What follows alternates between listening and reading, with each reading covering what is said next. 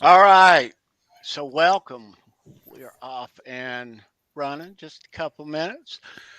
HALENVILLE Live, Fruitcake, Tony Charles, Greene, Ed DeBrill. We got a special guest in the house. Chris Gill is joining us tonight. Yeah. Hey, there it Right is. on, baby. How's it going, That's Chris? awesome. Pretty good. Good to see you, sir. Good to see you all. Yeah, you too.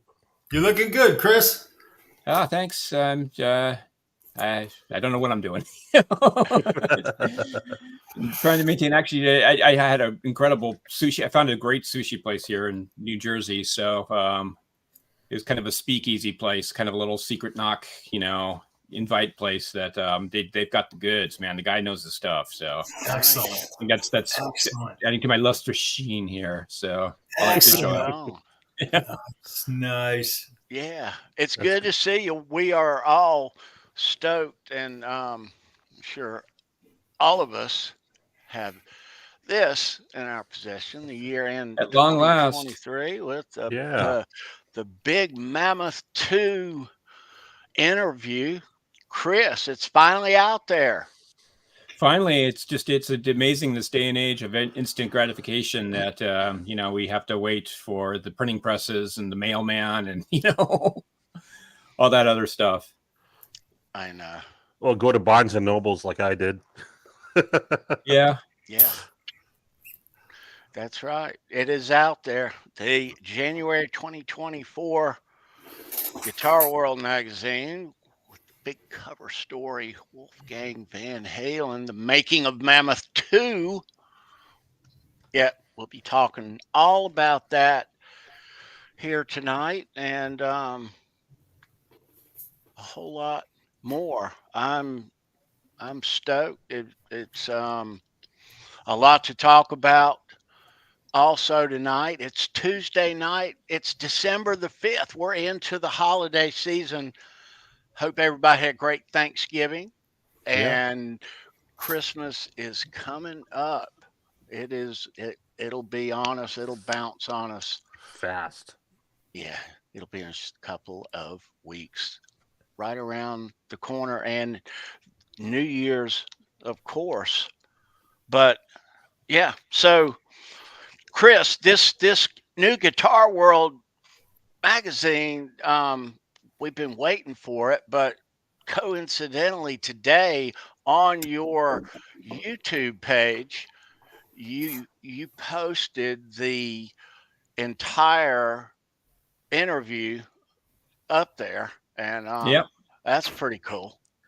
Yeah, that's just we've after we finished up the interview, I knew it was going to be way more than I could fit into the pages allotted. I mean, what is it, 10 pages, 12 pages, something like that. And that's a good amount even in this day and age for a feature story. And but I knew that, it was just jam packed with info and too much stuff, so with Wolf's blessing, and everything like that, the full interviews online and on YouTube. So you guys can get, a lot more of the details if you really want to know the full story of the making of Mammoth 2, that there it is. So yeah. Hey, Chris, you were saying that between the editing and what you've just put out, what's the difference in content percentage wise? What did you say that was?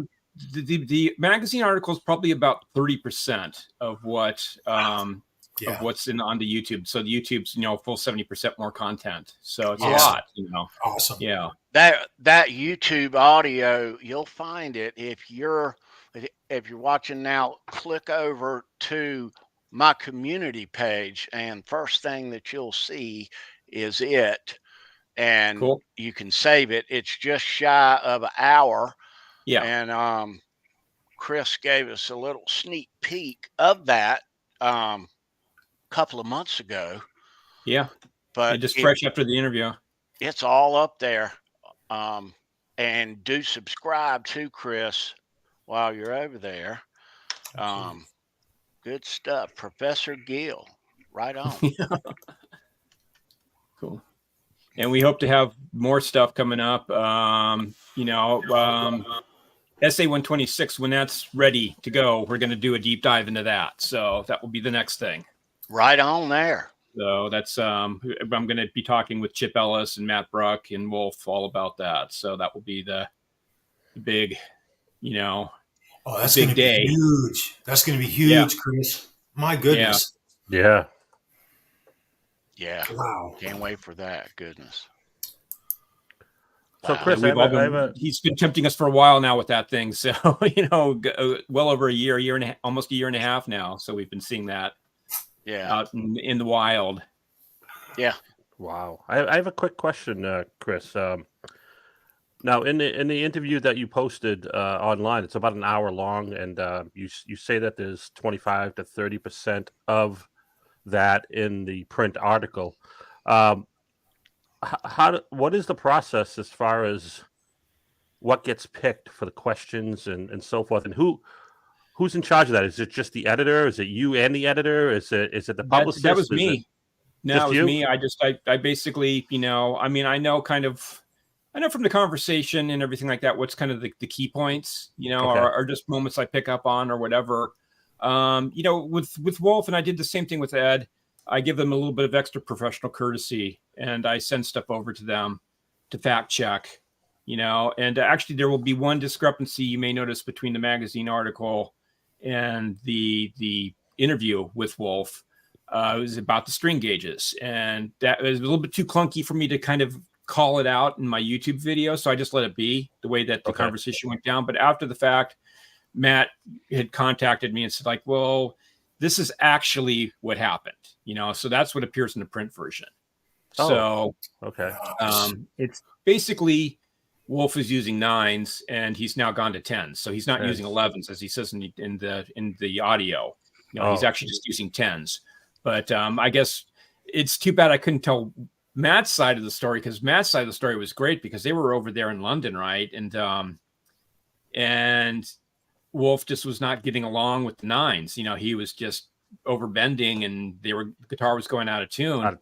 Yeah. And Matt had to go out and go to the guitar shops, and it was kind of a haul from Wembley over to Denmark Street in that area where all the guitar shops were concentrated. And of course, then he had to find the right strings and everything. So it was a bit of an ordeal. There was like a lot of high pressure and everything like that because the show was coming up, and he had to get strings and he only had so much time and everything like that. And, so that was really crazy, but it was pretty simple. Actually, it was just that he's using 10s now. And that worked out for him. And that worked out that he needed that little bit extra heavier gauge, but he's using 9s before. So he said he was kind of embarrassed because he said he was kind of embarrassed because they kept getting out of tune, and he's in front of Dave Grohl and and everybody else, and he had to keep retuning it. Yeah, no, definitely. But I think he was thinking about the 11s because that's for some of the down tune stuff, like in the studio. I think he was just a little, sometimes when you're in the heat of the moment and you're not expecting certain things, and it's like, oh, what did I actually do? And you kind of misremember things. But I didn't want to get too nutsy, boltsy, whatever, with a little, well, actually, or whatever notes in there. I mean, I did try to help a little bit with the video. It's like I said, it's audio only, but I put up a few images that could help illustrate stuff. Like he couldn't remember the name of the Ampeg bass amp that he used.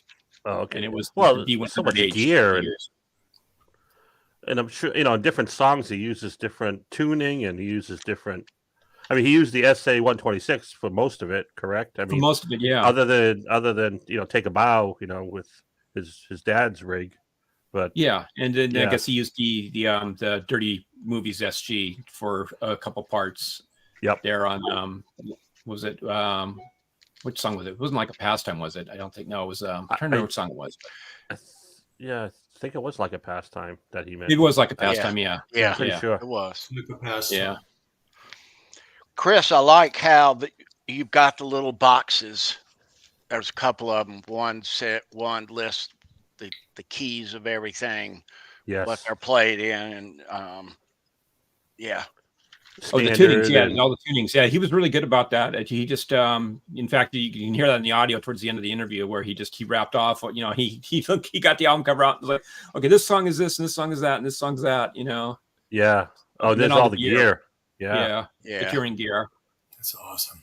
Yeah. What's so great about Wolf, I mean, is his rig's pretty darn simple. It's really compared to Ed's. Ed's was simple, but it had its little high tech touches, with the wet, dry, wet setup and the rack processors and everything like that. And Wolf's like, he's using what your average Joe in a club band's using. And it's like, and you can go out there and buy all the stuff that he uses, and it's not going to cost you a fortune. Chris, it's interesting because even with the transparency that you had with Edward, there was still this massive amount of mystery behind how he did things and, lore. And we don't get that with Wolf. No, not at all. He's just straight up. It's so interesting seeing the way Eddie's son interacts and the way he interacts with you. And I'll say it again. I say it every time you come on, but I'll say it one more time. He treats you a little bit differently than he does other journalists because he knows you so well and he trusts you so much. And it's evident in your interviews. Absolutely. So I've known him a long time, longer than Wolf knows. I've known him. Like I can remember when I first met Wolf, and I'm sure Wolf doesn't remember at all because he was only 3.5. So there you go. Yeah, it's too cool, man. Just too cool. Yeah, but I mean, I do have the advantage of of being tight. Ed, during the latter days wasn't talking with just any Joe on the street. He wasn't doing a ton of interviews like he used to do, and I was in that tight knit circle. And of course, I was the first to interview Wolf ever. Ever. Yeah. So, so I think that kind of endears him a bit to me. I'm hoping, but we've just I did the interview with him and his dad, and then I did the interview with Wolf separately. Around the time they were in Atlanta, 2012, different kind of truth and everything like that. But I think the fact that I treated him like any other musician, I think he probably enjoyed that. I wasn't like, you're Ed's kid, you're some kid, I was like, no, I talked to him like I would do any other artist. Absolutely. There's history there. Wolf was a young guy then. Before we get too much into this, everybody, we are gonna let's open up the chat, guys, and see who's with us. First thing, know also that a little later on we're gonna chunk you some Van Halen nearly impossible trivia. Okay, that's a good one. It's a good one tonight, you guys. Yeah, so be on your best. We'll play for $1 million. Whoa. Must have cash. And we'll play for how about a 71D quarter? Love it. For it. All right. Love it. $1.25 million. That'll be a little later on. But let's open up the chat, guys. Before let's taxes. See. All right, KXM Rock right there. Good to see you, dude. Right on, brother. Hey, what's up? You rock, bro.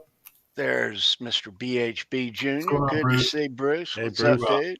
Right Andy on, Carson, what's up, man? Yeah, all right. Right on. Right there, Andy. Station 5. There's Ronnie. Good to see you, dude. Ronnie. Hi, Right Ronnie. on, bro. Right on. Good to see Mr. you, Mick. man. Right on, Mr. Mick. How are you, Good brother? to see you again, man. Right on. Alls G. Right on. Good Hey, to Alls. see Right on, you. bro. Welcome, man. Good for He you, just man. fought a Wolfgang, by the way. I was reading that in the chat. That's a wise decision, bro. Right on. Nice. Right on. Hip Metal Works in the house. What's up, dude? You Guitar rock it, Man brother. 45 Right on, brother. Whoa. Bam. in What's up, Bo? the house. What's up? Oh, you 812 in the house. Talk Right about on, Ryan. beautiful Right on, dude. guitar tone. Yeah, man. Go check Ryan out. He's a YouTuber that you want to see. If you dig Van Halen, you need to check him out Thursdays 8 p.m. and Sundays at 5 p.m. Eastern. With Charles Good as special shows. guest. Charles shows up over there sometimes. Yeah. He does. They play live on I Sundays. just want to say that's They the play live greatest on place to hang, Thursdays, people. Great hang. Those guys rock. Yeah, incredible guitar Absolutely. tone. Trans trim Thursdays with the trans trim, the sweetness. Yeah, check it out. The links, if you don't know who he is, it's down below. You'll find it. Down there. Go click it. Subscribe to him. Yeah. All right, let me All right. Presley, California Customs, welcome. Right Good to on, see bro. you. Good to see you, Presley. Right on. All right. All right. I'm scrolling up as fast as I can. There's Patty Deal. What's up, Patty? Good to Hi, see you, Patty. ma'am. What's going on, Patty? It's good to see you. Hope your week's going swell. There's Lewis. Right on, Lewis. Hey, Right Lewis. on, Lewis. You rock, bro. He got his shirt also, too, by the way, Charles. Very cool. I forgot to Um, tell you that. I also noticed Mr. Bruce, BHB, he was thanking you for sending all the pics and stuff to him. Oh, yeah. Right on, Bruce. My Rock, pleasure, brother. dude. Absolutely Yeah, rock. There's Kurt 5150 in the Right house. on, What's up, dude. man? What's up, brother? Under the See butts, Kurt. man. Yeah. All Love right. it. Love it. So he is saying hey to Edwin Crane. I don't see Edwin. Where's Edwin? No, he's saying hi to me. He does variations of my name. Oh, okay. All right. Well, Edwin. Edwin Crane, if you're listening, I said hello to you. Right on, brother. Right on. Millie Vanilli, I'll say hello to him. What's Millie, up, you dude? rock. Right on. Very cool. Yeah. I trust you're a dude. I'm going to scroll back down. Lawnmower dude. Tapes was in there earlier. Lawnmower Tapes. There's Josh. What's up, Josh? Good to see And you. Christopher Live Sawa was in there earlier. I think he's going to a Steel Panther concert tonight. Oh, really? Wow. Yep. Cool. Oh, Christopher, have a great time, brother. Good for Yeah, him. man. Be safe. So I he know won't be you in the will. chat. My goodness. All right. Right on. Okay. Yeah, Chris, it is great to see you tonight. We are stoked about getting this. We knew it was coming out, absolutely. So Wolf kind of, you asked him a whole lot of stuff in this interview, Chris. You pretty much covered everything, the process of the whole album. Yeah, as much. I mean, from Wolf's perspective, I mean, I would love to do a part 2 with Elvis, Biscuit, because he's his key part of the process. He's a band member in his own way. In any way a producer can be. And I think that was the surprise for me was like, he was just. I was asking Wolf about various pedals, and he's like, "Gosh, I just don't know because Elvis was just plugging in stuff, constantly. Elvis brings his little bag of toys with them and just, let's try this, let's try that, let's try this, and it's kind of refreshing because I like people who look at the studio as an instrument unto itself. It's the studio. I mean, we've gotten so many people that are like, oh, we've got to be able to play this live. So let's, and I do enjoy when people micro document everything and like we use this and we've got pictures of all the pedals and here's the settings and blah blah blah, but I love the fact that they were kind of crunched for time a bit, so it was just like let's just go and let's screw taking notes on stuff and Wolf was just about being in the moment and getting the performance down and like we get the sound and go so that was really cool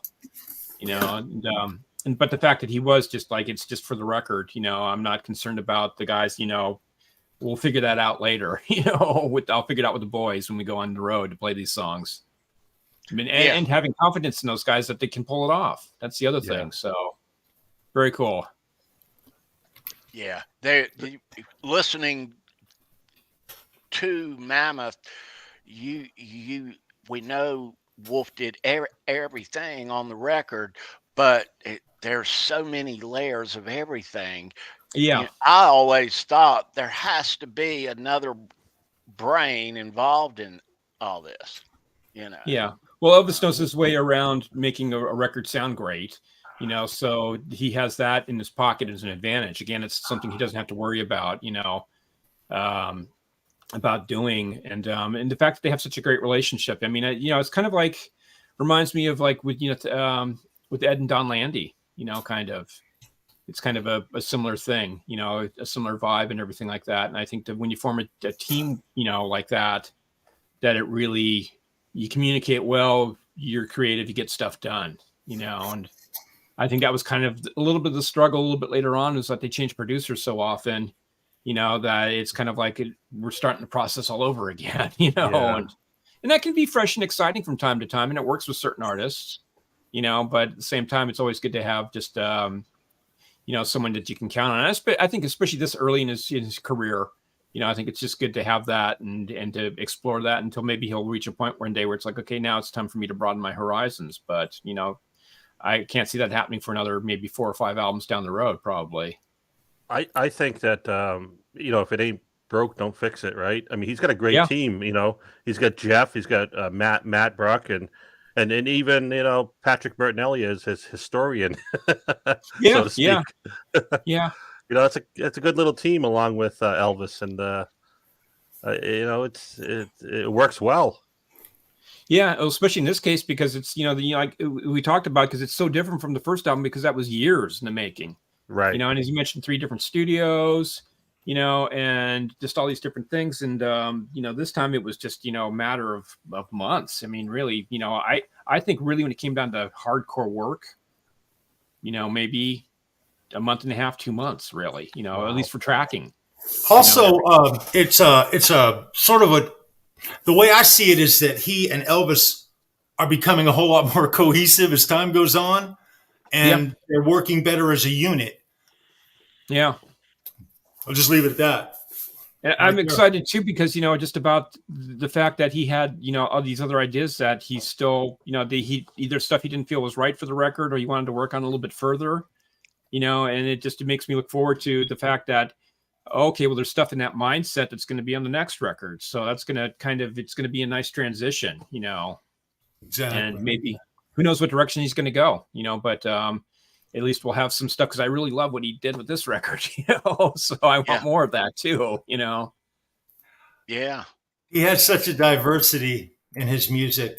I mean, in your interview, he talks about paying tribute to his favorites and the way he does it. And he'll do it in the middle of a song, it'll be a section, it'll be a breakdown and you'll hear some Meshuggah or something, a Tool, you'll hear Tool.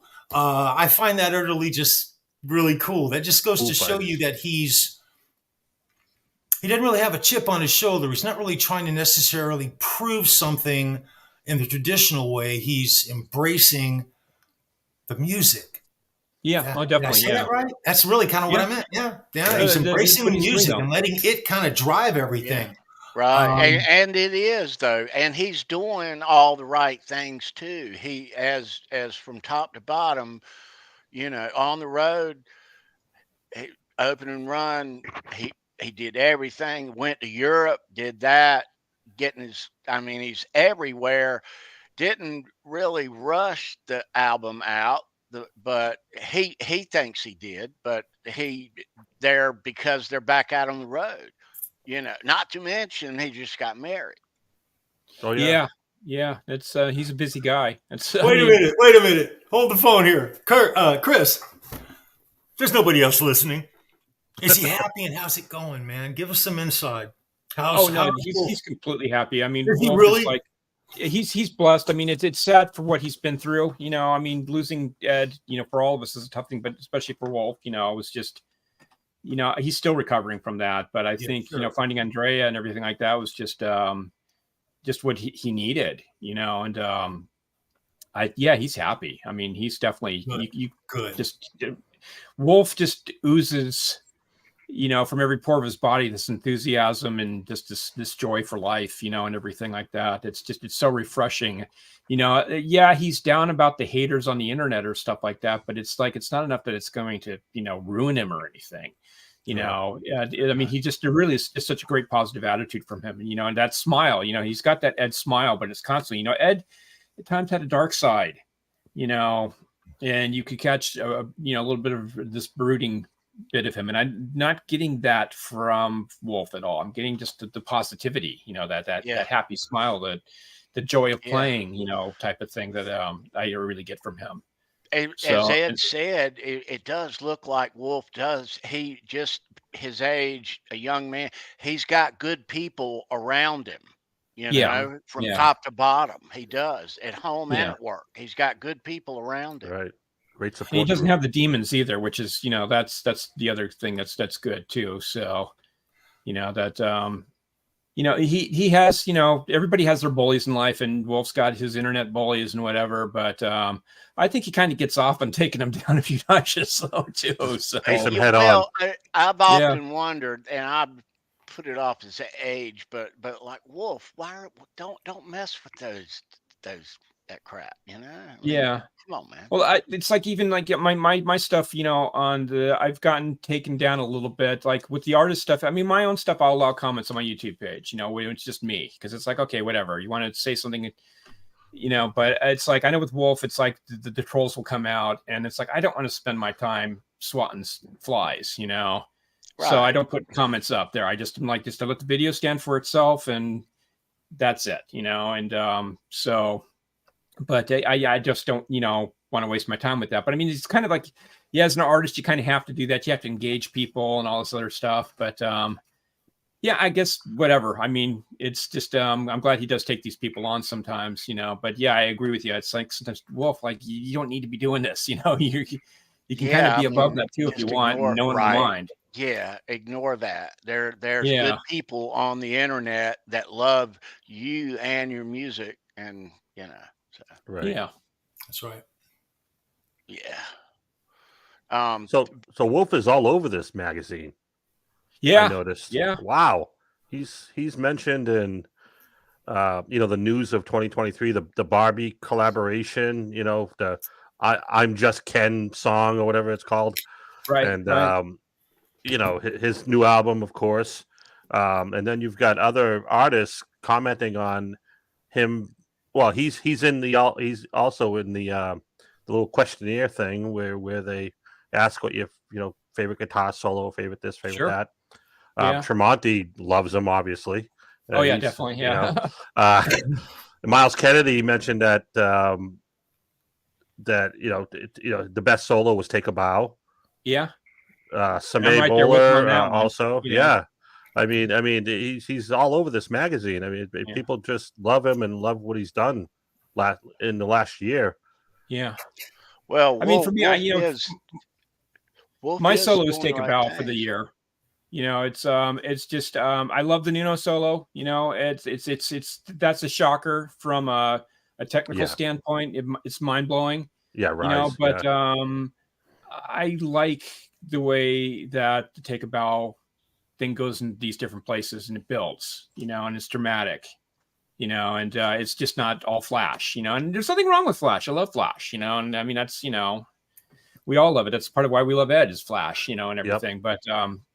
But I love the way that he really stretches out, and you get to see that it's just, Wolf's not just a bag of tricks, that he can do the bluesy-ish, Gilmore-ish type of thing, but then he can also go out there and shred. So I just think that's, for me, that's, I'm biased though too. So, but still, it's I think it was just the solo of the year. So, John McAllister, welcome. R2R3 Lock and Nut, our Van Halen brother in the house. Right there, you guys. Welcome, man. It's good to see all of you.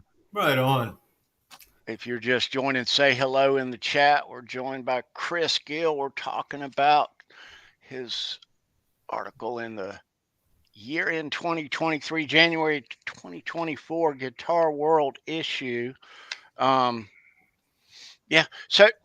what I did like about this, Chris, is you guys went through every aspect. He said he started with the drums, and he described, and then with the bass, etc. And he described it all along the way, and it was fascinating.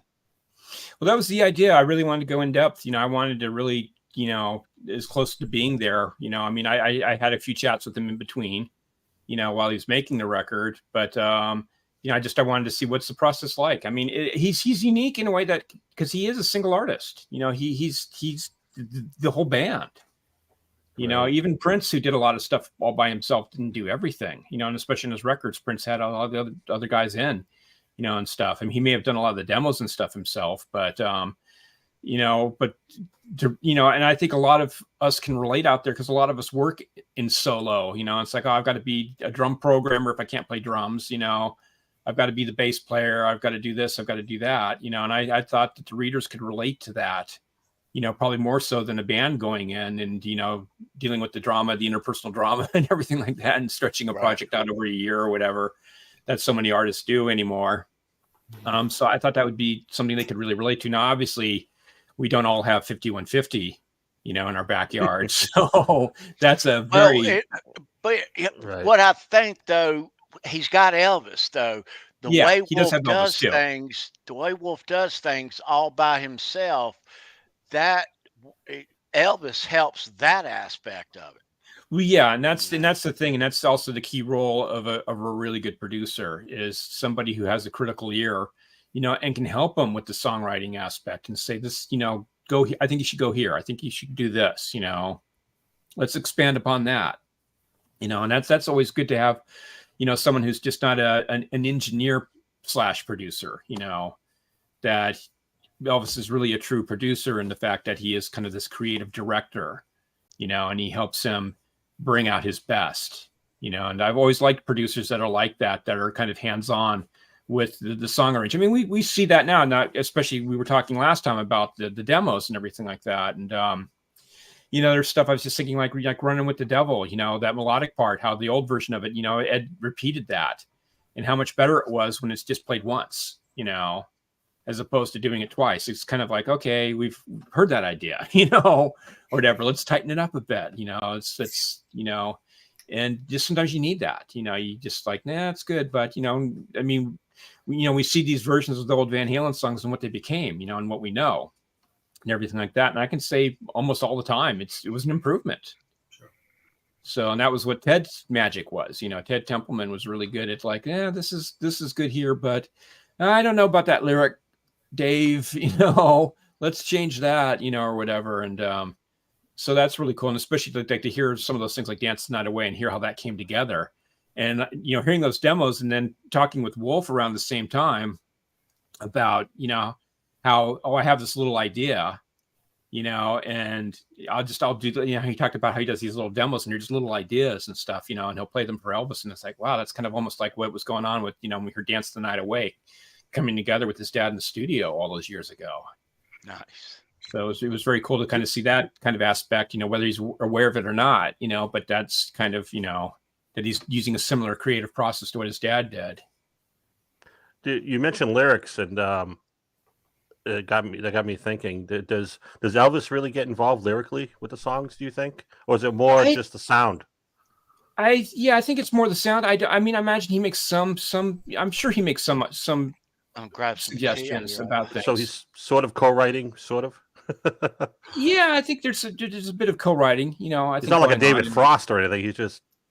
Yeah, but I think it's mostly Wolf on the lyrical side of things. So I think it really kind of starts with him and pretty much ends for the most part with Wolf. I'd say it's probably 90-95% Wolf, and if anything, it's probably little tweaks. I mean, I've run into the things where I've been with artists where it's just like, you hear a singer tripping over a certain phrase. And since I'm a writer anyways, it's like, well, let's try this, and like, you can say the same thing with a little bit of a different word, and it's more rhythmic, right. And it flows a little bit better, I mean, I did that to Puff Daddy once, and he just glared at me, but whatever. I was working for Digidesign. I was in the studio, and Puff Daddy was one of the people we were working with, and he was trying to get some gear, and I went to New York, and he was doing something. I was watching him, and he was throwing down his rap, and he kept on stumbling over this one phrase. And I'm just like, what if he said this, and he looking at me like, why, but crazy, That's what did Boy, I thought I was going to get shot or something, man. I was like, oops. Just try to help. I was just trying to help, yeah. Right.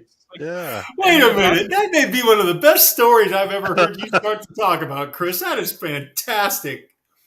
Oh, I wish I could remember what it was, but it's like I was just sitting there listening to him say this thing. It's like, man, he keeps on tripping over. And it's like, yeah, because the rhythm is just, it's like a tongue twister. Question. What song was it and what lyric, man? I would love it. Yeah.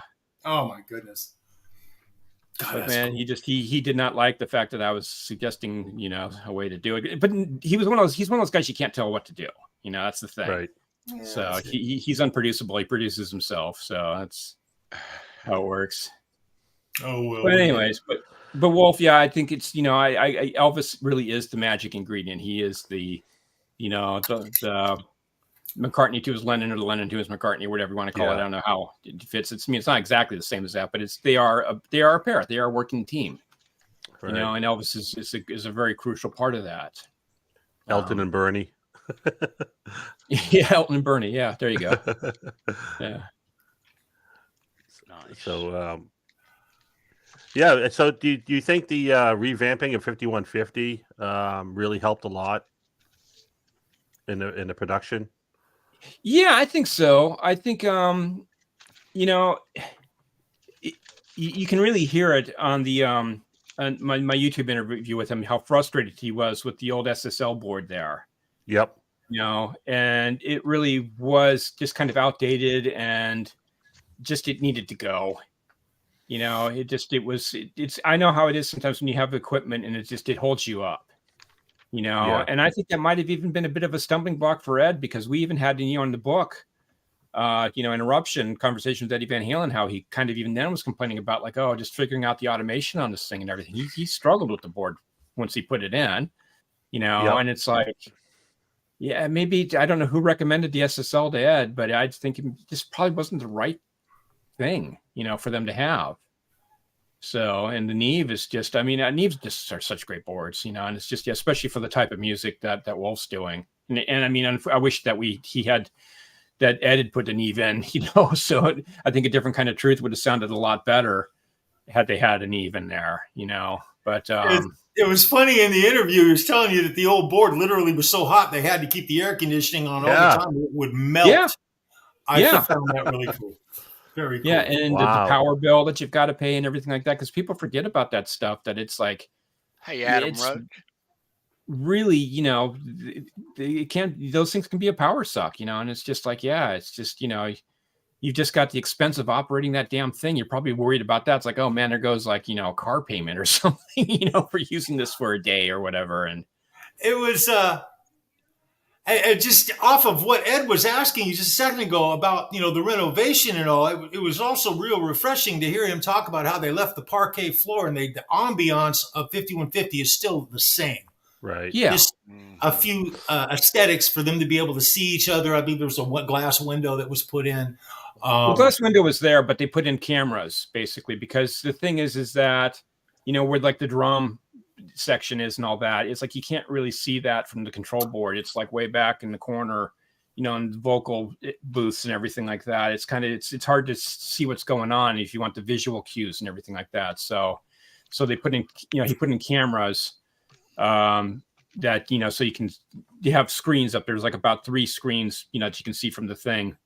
So you can see the room and you can give each other visual cues and whatever, and you don't have to just use the talkbacks or whatever and all the time and whatever. Just it brings it up to date. Right. The other thing is it's a lot cleaner now.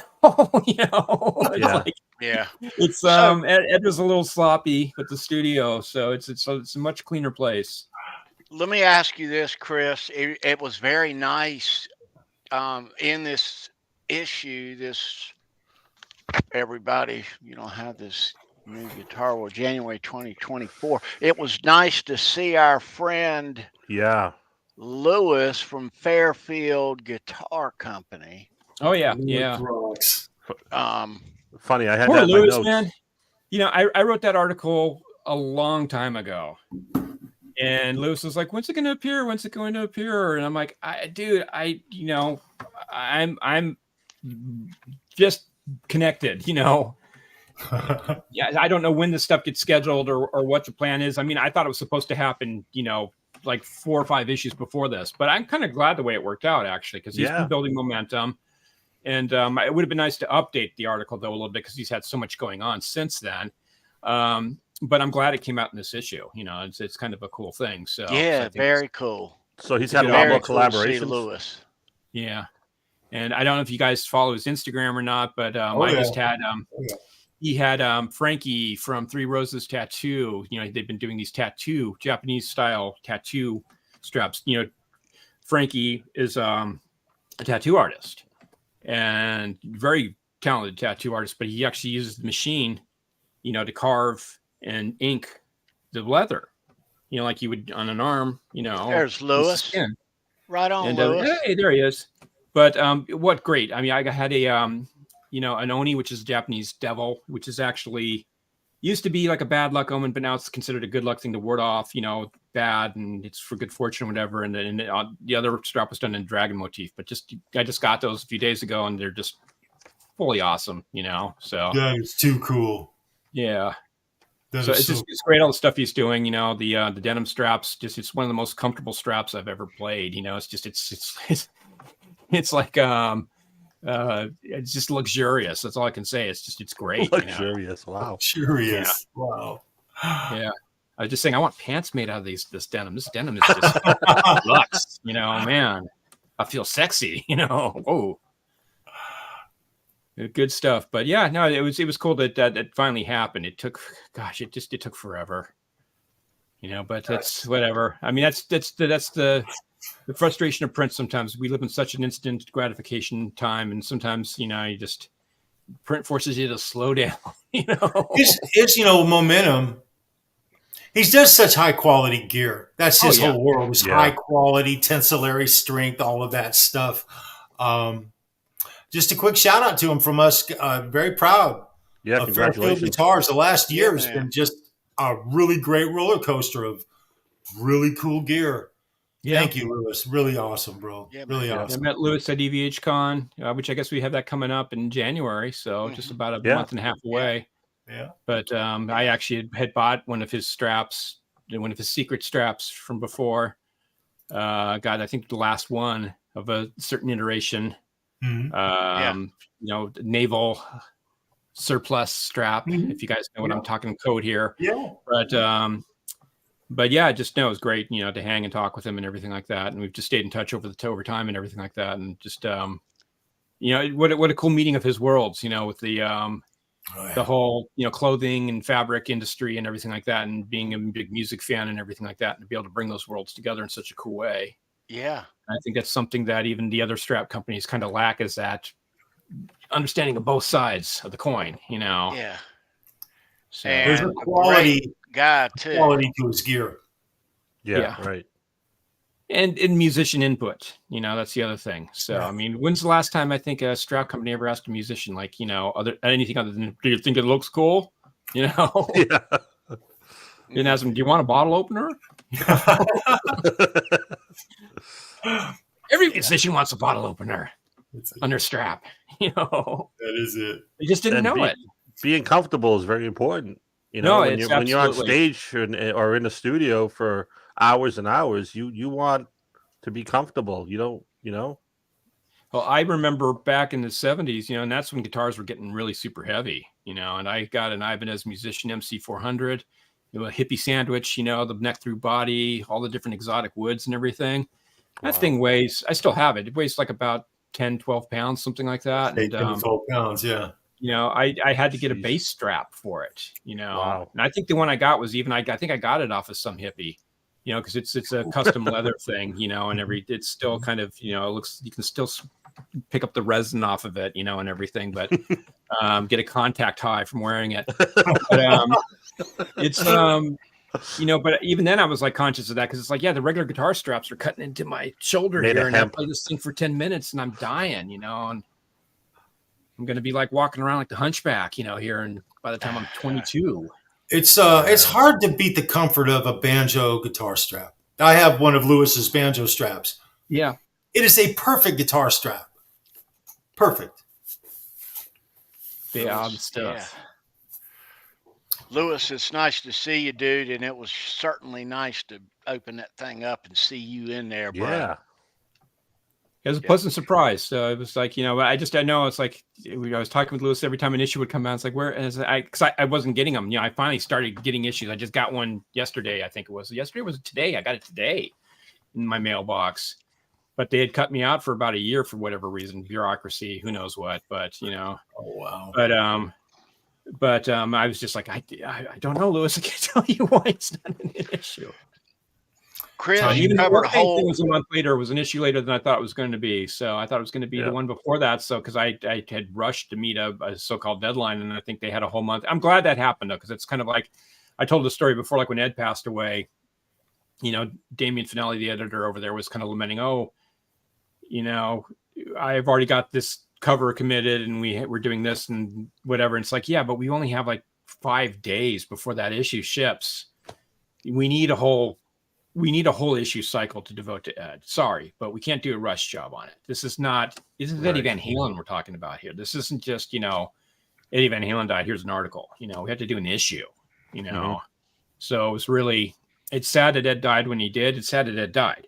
But the fact that we had a whole issue cycle, because it took me just, I was like in creative paralysis for about 2 weeks after Ed passed away, and I couldn't write anything. I was just like, what am I going to write? About this guy who meant so much to me, and I've been faced with that prospect before, Dimebag Darrell was tragic, thing that happened, Danny Gatton, another tragic thing. A lot of times, well, it's always tragic when someone dies, but it's just like, gosh, to have to go into that space when someone you really knew. But Ed was different. I didn't want to just do here's Ed's life story. Most of the fans know the life story already, but anyways, everything works out somehow. That's always good. Yes, it does. Mm-hmm. Yeah. And all these other guys out there can rush stuff out and be first and on the block or whatever, with their newfangled technology. But we don't do it first. We do it right. Yeah. That's good. That's the way to do it. Yeah. Yeah.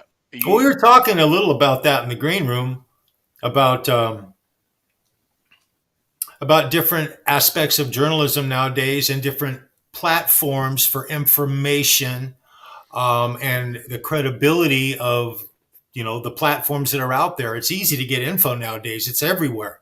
But is it true? Is it right? Is it correct? Is it right? And a lot of times it's not.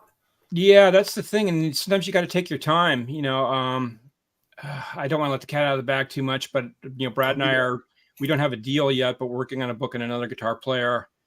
And I've been digging into this guy's history, and it's a little bit of a mystery. And there's like, what's out there sometimes there's a lot of conflicting stuff. Interesting. And you've really got to dig to find out what the real facts are, and it's like you come across 3 stories and you get 3 different versions, and sometimes from the person himself, doesn't he remember, but can come up with a really cool answer, about it, a great story or whatever. But you look into it, and it's like, gosh, this is impossible because that didn't exist at that time, or whatever. You start to dig and stuff. It's the thing is, the older I get, and the more I do this, the more I question everything, and it's just like, you've got to, people can tell you something, but they're not always right, and it's just like, you just, right. Someone can bring up a detail and say like, oh, I was on whatever street. And then you go and you look at that street and you find out that street doesn't exist, or something like that. It's like, okay, what street was it? So you have to dig a little deeper and do a little bit harder work and everything like that. I mean, it's kind of fun for me. I like doing the detective work side of things, but at the same time, it can take forever. I was just writing a chapter, for to get the deal, and it took me 6 months. Wow. And it's like, that's the amount of time it took Brad and I to do the Van Halen book, but I knew that stuff inside and out. And if there's anything that I knew was a question, then I could dig it up. But this guy that we're working on is just like, there really isn't that well of information to go through, and it makes it that much tougher, and you have to dig that much deeper, and have to go out and find other sources and people who reliable sources. I'm just dying to hear this interview that you're talking about now. I want to ask you some questions, but if I do, you're going to start digging. I won't. Yeah, I can't say too much because it's a secret. But when the time is right, we can. Can't wait to read it. Yeah. So let me ask you this, Chris. So this interview, you cover a whole lot, as we said, the processes of everything, the gear, the effects, the guitar picks, just everything. I don't think you left anything unturned. Even the guitar pick, Wolf said that he's gone back to the 60 max grip. Yeah. He said he thought he would try every gauge and every kind in the world, that there must be the perfect guitar pick out there for me. And really, he was using it back from the beginning, you know, which I think 2012. is great. I think it's great that he did that. And I love the fact that he's still curious, that he's just not so set in his ways and like, this is what I do. This is my thing. You know, the fact that he was willing to experiment with that and give that a shot, you know, I think that's really telling about the person that he is. And I have to say this about him too. It's like, I can't recall too many people where I've gotten such great detail about strings and picks. You know, usually you ask them, that's very matter of fact. It's like, oh, okay, I use a 1942 set and I use medium pick, you know, medium Tortex or whatever, you know, and that's it, you know, but he had a story to tell about those things. Right. It's like, well, that's really cool. And also when he spoke about the effects, you know, I'm sure you weren't ready to hear that like that, but he points to Elvis, and there's various versions with this effect and this effect and this effect, you know. Yeah. There was one thing that I did cut out of the YouTube thing because it's, you know, I did ask him about a certain effect on a certain song, and it turned out to be a dead end. So I thought, well, we just can't, you know, it's just, I don't want to drag people along into something that it's just going to turn into, well, I don't know, and whatever. And that sort of thing. And did I even use an effect there? And I'm not sure. And, you know, I mean, I did leave the thing in there about the reverb and the delay on the Take a Bow solo, because it's just, that was Elvis, you know, Elvis just kind of, you know, I was more concentrated on the performance of the solo and playing through my dad's rig and everything like that, that I wasn't so concerned about the sweetening aspect of it, you know. Then that's, again, it gives you a little bit of a delineation of what's his role and what Elvis's role is. So I thought that was illuminating in its own way for that, you know. Did I read that correctly, Chris, when I read about the little tidbit about Ed putting an extra microphone on the bass, behind the bass cab? Correct. Yeah. And they did that, and Elvis was like astonished. He's like, "Wow, okay, Yeah. It does make a difference." Yeah. Again, here you go. These tricks that you learn, you know, it's like even someone with as much experience as Elvis has and all the records he's done, he may have never thought to do that, you know. And it's one of those things, you know, and I think it's a great thing about Ed. Ed's kind of like, screw it, you know. It probably, you know, what Ed was thinking, like, I'm not getting enough bottom end, man. Right. Loner jams. Let's move the mic around. And it's not going there. Try going behind the mic. Go behind the amp. Go behind And the it amp. worked. Yeah, and there we go. Yeah, that's it. You know. But most people would be like, well, we're just going to move it around here because you have to be in this and you have to be on this axis and it has to be here and it can be only so far with number distance miking and, you know, but whatever it takes. It makes me wonder how many other experiments Ed did in the middle of the night in the studio that nobody knew about. And he said, fuck it, I'll try this and see if this works. Oh, yeah. Tons of them. I mean, that's the thing, is that he was always just trying stuff, you know, out. Like a mad scientist. And playing around, you know, and that's one of these days, hopefully they'll open the things up and we can kind of hear what's going on, you know. I mean, I know that's in the far future, if at all, you know, but I did love the thing too about him talking about using Al's snare drums. Yeah. You know, so there's a little bit of extra Van Halen DNA on the records that people probably weren't expecting, you know. Yep. And all he used that was kind of a cool Ludwig. little touch. Yep. Drumming on this is awesome, I think. Oh, it's in the forefront. I like the more skins, less cymbal approach. Yeah, definitely. And that's his thing. You know, that's part of the reason why, you know, we had a little after talk, you know, with Matt Brock about it. And just saying, I mean, you know, Wolf's being pretty nice to the band and everything like that, but he doesn't really think that the band, they might appear as a guest, like Wolf does say that they might appear as a guest on the song or something like that. But this is his chance to do everything, and he likes to do everything. He likes to play drums, you know, especially likes to play drums, and he doesn't get the chance to play drums. You know, he even wanted to play drums at the Taylor Hawkins tribute, you know, but there just wasn't an opening for him to do that. Right. You know, it was just kind of it was such a crowded bill and there were so many people and everything like that. And it's like, and he had his space, you know, and so he did his thing, but he would have loved to have, you know, to play drums in tribute to Taylor at that show. And he'd love to play drums at his own shows, but he's got to be the front man up there with the guitar and everything like that. Can't be everywhere. He can't be everywhere. He'll ease into it though, like you said in the article. I'm sure he will. Baby steps. I'm sure he'll allow one of the guys on one of the songs and this and that. Oh yeah. I think that's just right now he's having such a good time. Yeah. With what he's doing, and it moves quickly and it's streamlined, especially this time. I mean, this time it moved quickly. I mean, the other time, the first album, it wasn't a fast process by any means. And but this time it's like it's really down, and I think now I'm sure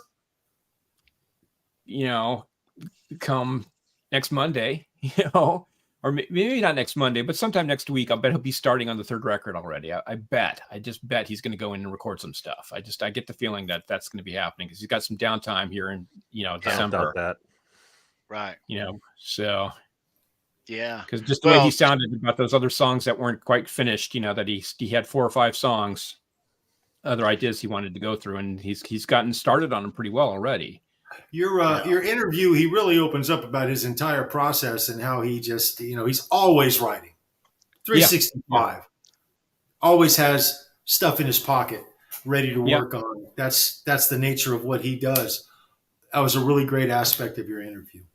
Yeah. Cool. And it's cool that he does that, I think. And again, it takes a certain discipline to do that because, sometimes you're on the road and you just want to have fun or whatever. And I think he knows, this is his time. He's got to strike while the iron's hot, and I think it's just part of it is just let's keep the momentum going, which is why he's working. He's working so hard, It's interesting. His father had his same work ethic. They had this massive work ethic where 365, 24 hours a day till you drop and then do it again. He does that. But the thing I noticed is so unique about him compared to his father. Edward, when he was young, we heard of his youth through him and Alex giving us stories but he really was kind of introverted in his seeking to be a guitar player. He'd stay in the bedroom while Alec was gone. Right. He didn't get out socially. He wasn't a social guy. He was antisocial in many ways. I was listening to George Lynch talking about Edward Van Halen the other day, and he was making that point, and I immediately thought about Wolf, and I said, wow, Wolf's one of the greatest things that ever happened to Wolfgang was the fact that he grew up in the public eye, was used to talking to people, interacted with everybody from a very early age, and it has benefited him tremendously right now. Yeah, definitely. Oh, yeah. Yeah. And just I think the good thing about him is that you get a lot of these celebrity kids, and I don't get that sense of him being spoiled at all. No, he doesn't appear to have paid his dues. He's so whatever. He's got a modesty about him, which is really nice too. It's nice to see. So he's very humble. Very humble. He is very. The last name doesn't hurt, but he's definitely not spoiled. No, the last name doesn't hurt. Guys, let's get into some news that has come across. Let me bring this up here. All right. So earlier in the week,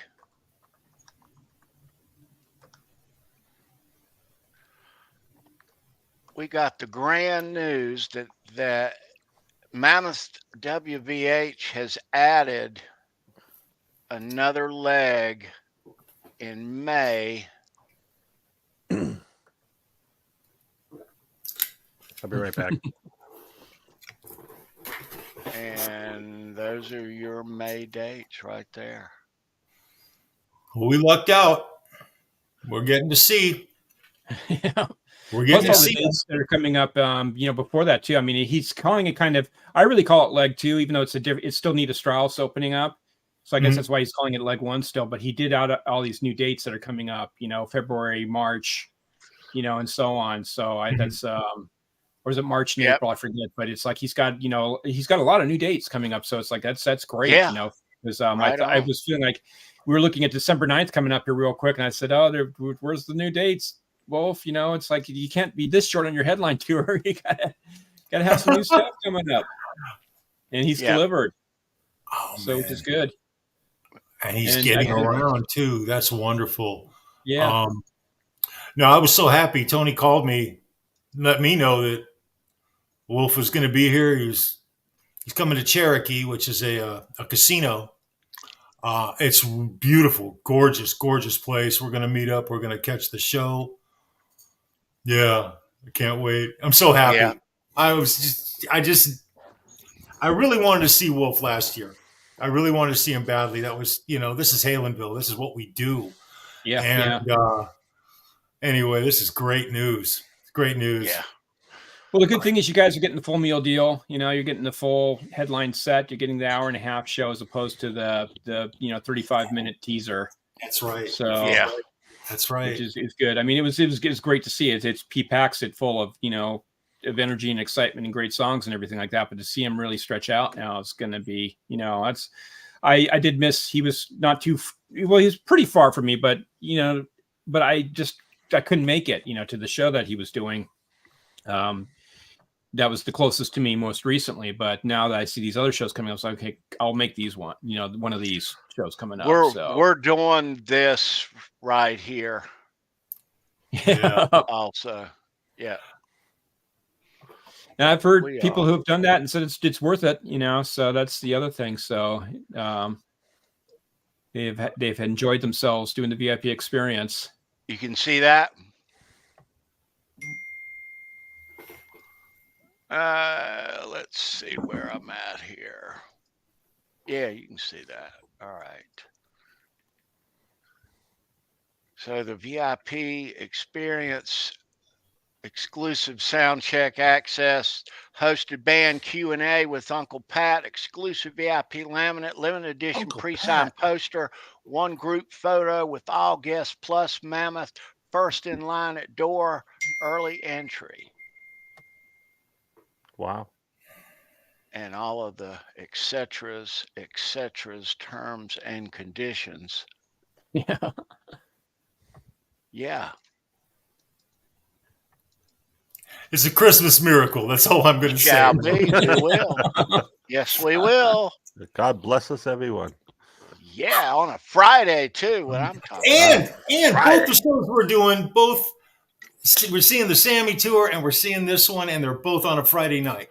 How is that even flipping possible?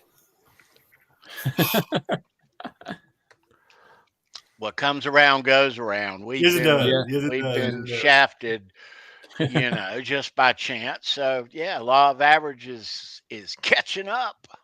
Yeah. So the second part of the tour in May, I guess the opening act is the Intervals. They're rockers, supposedly. I don't know. I don't know who they are. The Intervals. Huh? You've got time to find out. Intervals. Okay. So yeah, Nita was out with them, and she'll no longer be. She'll be through. We're not catching Nita. That's unfortunate. Through those shows in May, she'll be out there, through April. Right. So the continuation of the first leg, even though they just have been announced, but it's the continuation, I guess. That's why I think he broke it up as, I the way I see it is like, well, they just announced this next set of gigs, and that to me is leg two. But I guess because they have two different opening acts, that they're calling it leg one and leg two. So yeah. Oh, it's just great that he's headlining this. We're going to get to see the full package. We are finally get to see this headline show of Mammoth W. Thank you, Wolf. Thanks for coming to North Carolina. Yes. And I like to say, Wolf, I think Chris had a little something to do with it. I know he put a little bird in your ear. Thank you, Chris Gill. Yes. Right there. He surprises me. So I don't know if I did put the bug in his ear several times, so about that and other things. So that's my story, and I'm sticking North to it. Carolina. Hey guys, let me excuse myself for a moment. I'll be right back. Cool. Right. With that said, we're gonna all take a break. We can go to the fridge, and we're gonna play a little game. 10-shot rock and roll trivia. No, 10-shot rock and roll trivia. I mean, nearly impossible Van Halen trivia. Nearly impossible. I Right. got the wrong card up. Where's it at? There it is. That one.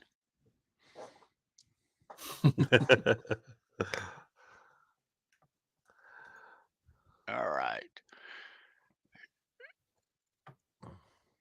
All right. So we're going to give you a 71D quarter and a million VH bucks just for answering this question. If you are the winner, it's a trivia winner's email down in the description. Scroll down, you'll see it. Email me your name and address. I'll mail you out that. Plus, we'll send you some cool HALENVILLE guitar picks Yeah. along and other goodies. If you hadn't won here before, One I'm of rooting for those. you. If you have won here before, you can still play. You can still play. These Van Halen kids, they're good. I can't write these things hard enough. But good luck, everybody. We're going to do this. This is Nearly Impossible Van Halen trivia. And good luck. The first Yeah. correct answer that we see is the winner.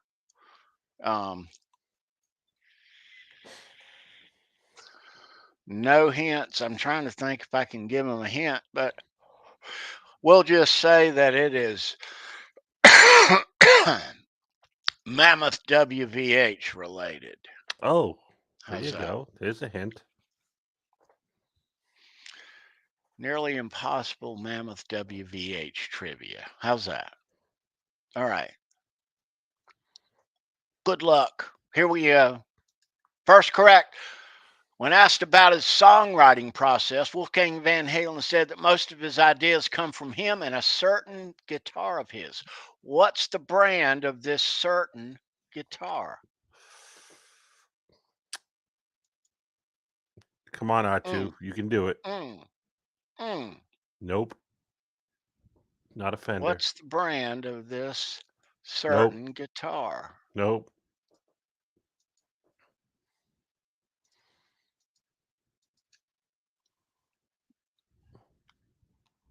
Oh, it got quiet. Oh, nope. Nope. Nope. Nope.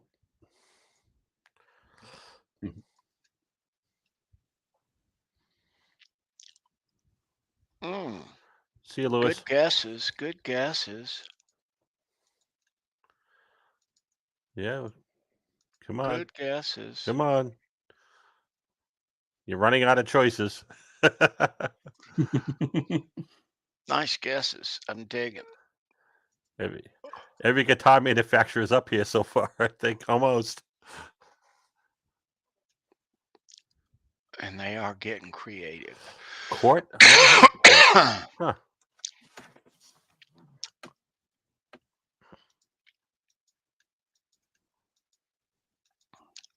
Schecter. It's almost too impossible. Oh, come on, kids. You got this. Nope.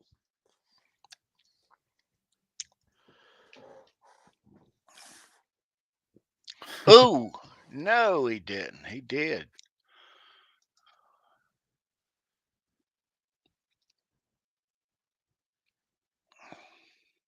Wow. That's the best incorrect answer of the night.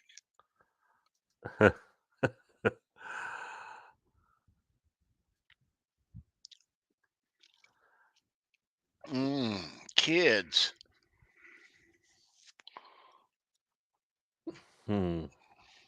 Wow.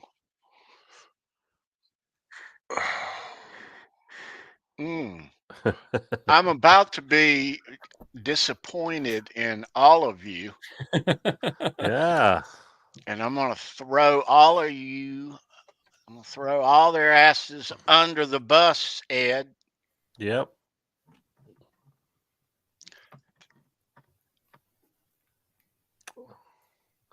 Charles, we got every goddamn first act. Is that like the Walmart? There's Rest the act. Polly That's Wallace hilarious. in the house. Some of What's them up, are kind of Polly? getting in the ballpark. They're thinking along those Yeah, there lines of were songwriting. few You that know. were close. I saw Monique, and there's Monique. Hi, Monique. Hey, Monique. Good to see you, ma'am. You want to throw him a hint? No, He did. He said it had to did. do with Mammoth with Wolf. Yeah, it's a mammoth. It's totally mammoth tonight, dudes. You guys, come on, man. You guys, I'm disappointed. Yeah, we're getting a little bit I'm closer now. disappointed. Sears, yeah. Man, I'm Jackson. totally disappointed. Great answers, great guesses. Yeah, man. Hats off. But All no, around it. dude, I'm disappointed in all y'all, and I'm fixing to tell you why. We've got one that's kind of close, so that's my hint. Yeah. If you really know your guitar history. Great answers. Great answers. Great answers. By the way, Monique in the chat. It's good to see you. Right on, Monique. WD5150, good to see you. Right on, bro. Always right good to see you, dude. Right there. All right, so I'll ask it again. When asked about his songwriting process, Wolfgang Van Halen said that most of his ideas come from him and a certain guitar of his. What's the brand of that certain guitar?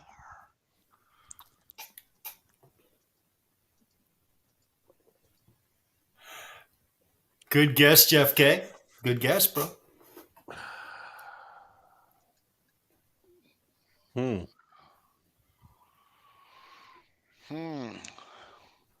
Good guess, Andy.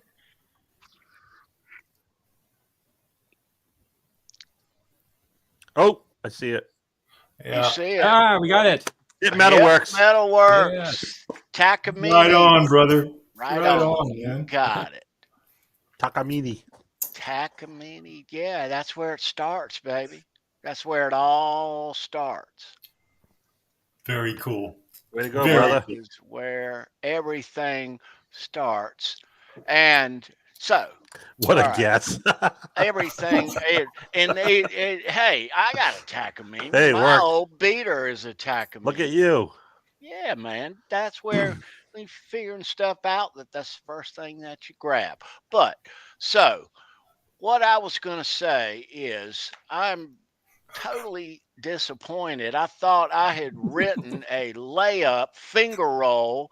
Here Shame. we are. Shame on you people. Here we are gathered together to celebrate the great article in this magazine, Guitar World.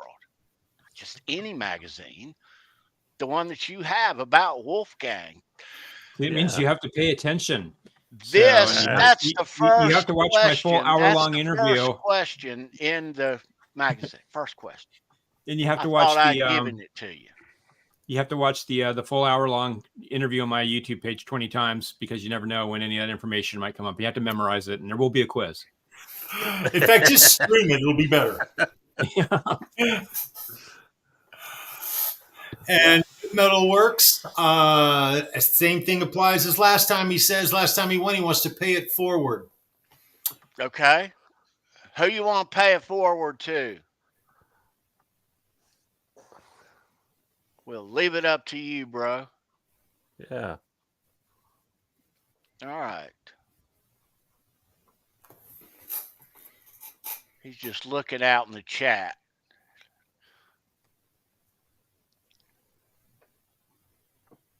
All right. Ooh. He says, oh, Kurt. So we'll send it to Kurt. If that's what he wishes. Very nice. Absolutely. Very cool. Very cool. So, Kurt, All I'll right. hook you up with all the latest from around here, plus a 71D quarter and a million BH bucks. Thank you, Hip Metal Works, and thank you, Kurt. What a class move, man. Yeah, bro. Yeah. Nice. Yeah. Kurt. Yeah, Kurt's part of the Under the Bus crew. That's what we watch on Wednesday, Chris. 9 o'clock. Here on YouTube. Yeah, Cool. the Under the Bus crew. Good times over there. Yeah. Yeah. It's like That's watching 9 Animal o'clock. House. Except we know them though. Yeah. Right. Yeah. Yeah, I'm hoping I will say, because it's one question I did ask about Wolf was, because Matt Bruck has all these, he has this incredible collection of British amplifiers. And I know on the first album, I don't know how much made the final cut or whatever, but I remember I did an article with Matt on his collection for Guitar Aficionado magazine, back after the last Van Halen tour, when Matt finally had some free time. And we talked about it for years, because when I went up there in 2013 to 5150 to do the story on Ed's guitar collection, Matt took me over into his section of the Van Halen gear vault and showed me all his British amps. And it was just like, oh my God, it was just one of the most amazing things I've ever seen. Mainly because it's like, you see stuff and it's like, you see guitar collections and it's like, okay, yeah, Joe Bonamassa, you got a lot of cool guitars, but I know all this stuff, I like seeing the stuff I don't know.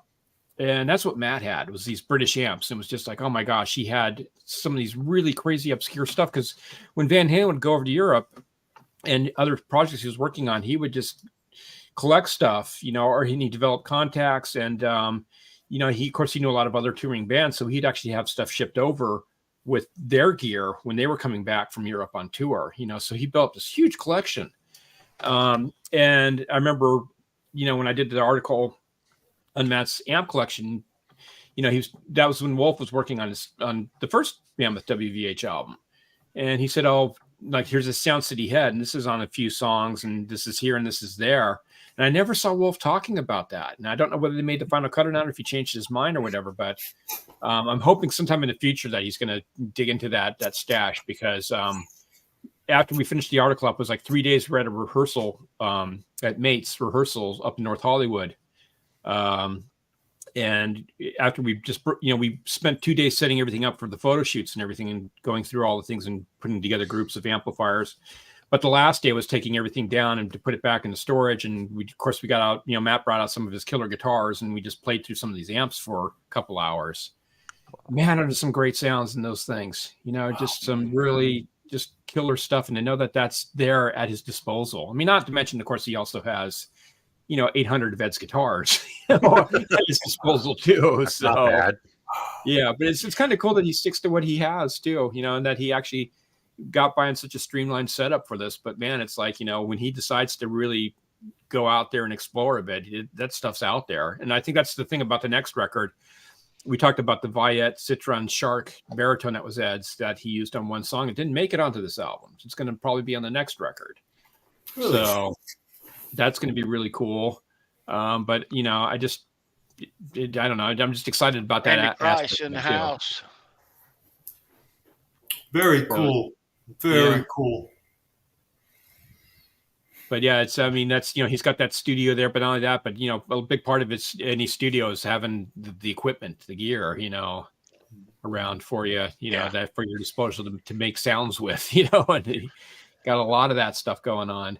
You spoke of his European amp collection a while back. Yeah.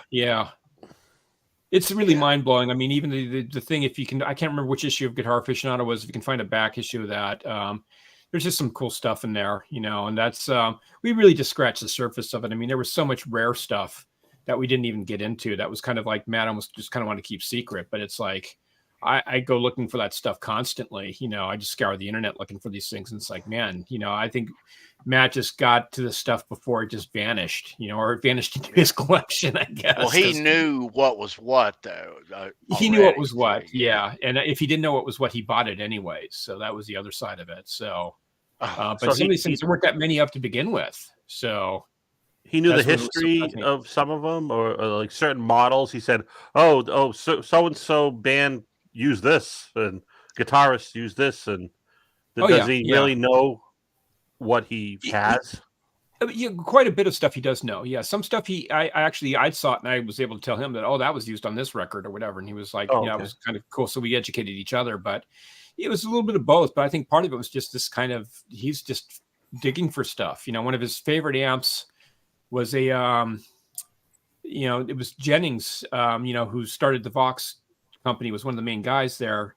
developed the AC30 and everything like that. And of course, over time, he got squeezed out. So he started his own company called Jennings.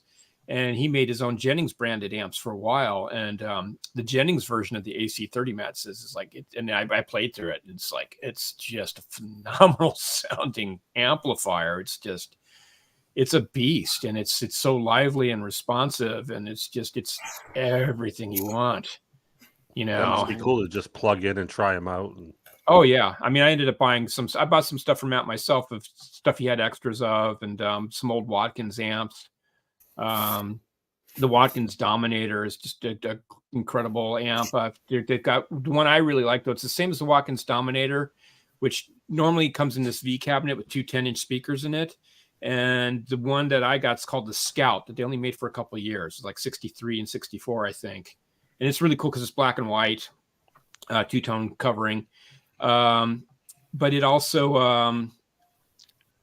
I just froze up. So can you guys hear me? Your audio is still good. Okay, cool. Yeah. It's basically the Dominator electronics in a small combo. So it just has a single 10-inch, but it's a great sounding thing. It's like it just does AC/DC tones beautifully, and it cleans up like some of the most amazing clean tones too. Wow. So Quentin James in the house. Hey, Quentin, what's going on, brother? What's up, Quentin? Right on, man. What's going on? Well, Chris, what is there anything on the horizon for you as far as a new book that you can talk about? Oh, did we lose him? Hang on a sec. Yeah, I think we did. He'll be back. He'll come back in. Yeah. So, yeah. All right. Well, he'll be. What I want to ask him is, when he gets back, is when will the world see and what Wolf and Matt are having to say about giving the world the SA 126? Mm-hmm. Yeah. So, all right. Let's see here. Wow, I pretty much went through most of my notes. I think I asked everything I wanted to ask. Almost. You do your homework, brother. I like that, man. Yeah. All right. I'll keep a window open for Chris.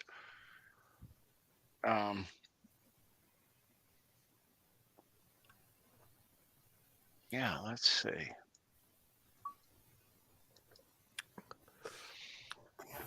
All right. Let me get back over here. There we go. All right. So go to your favorite newsstand. Yeah. Pick it up. It's really good. Go get yours.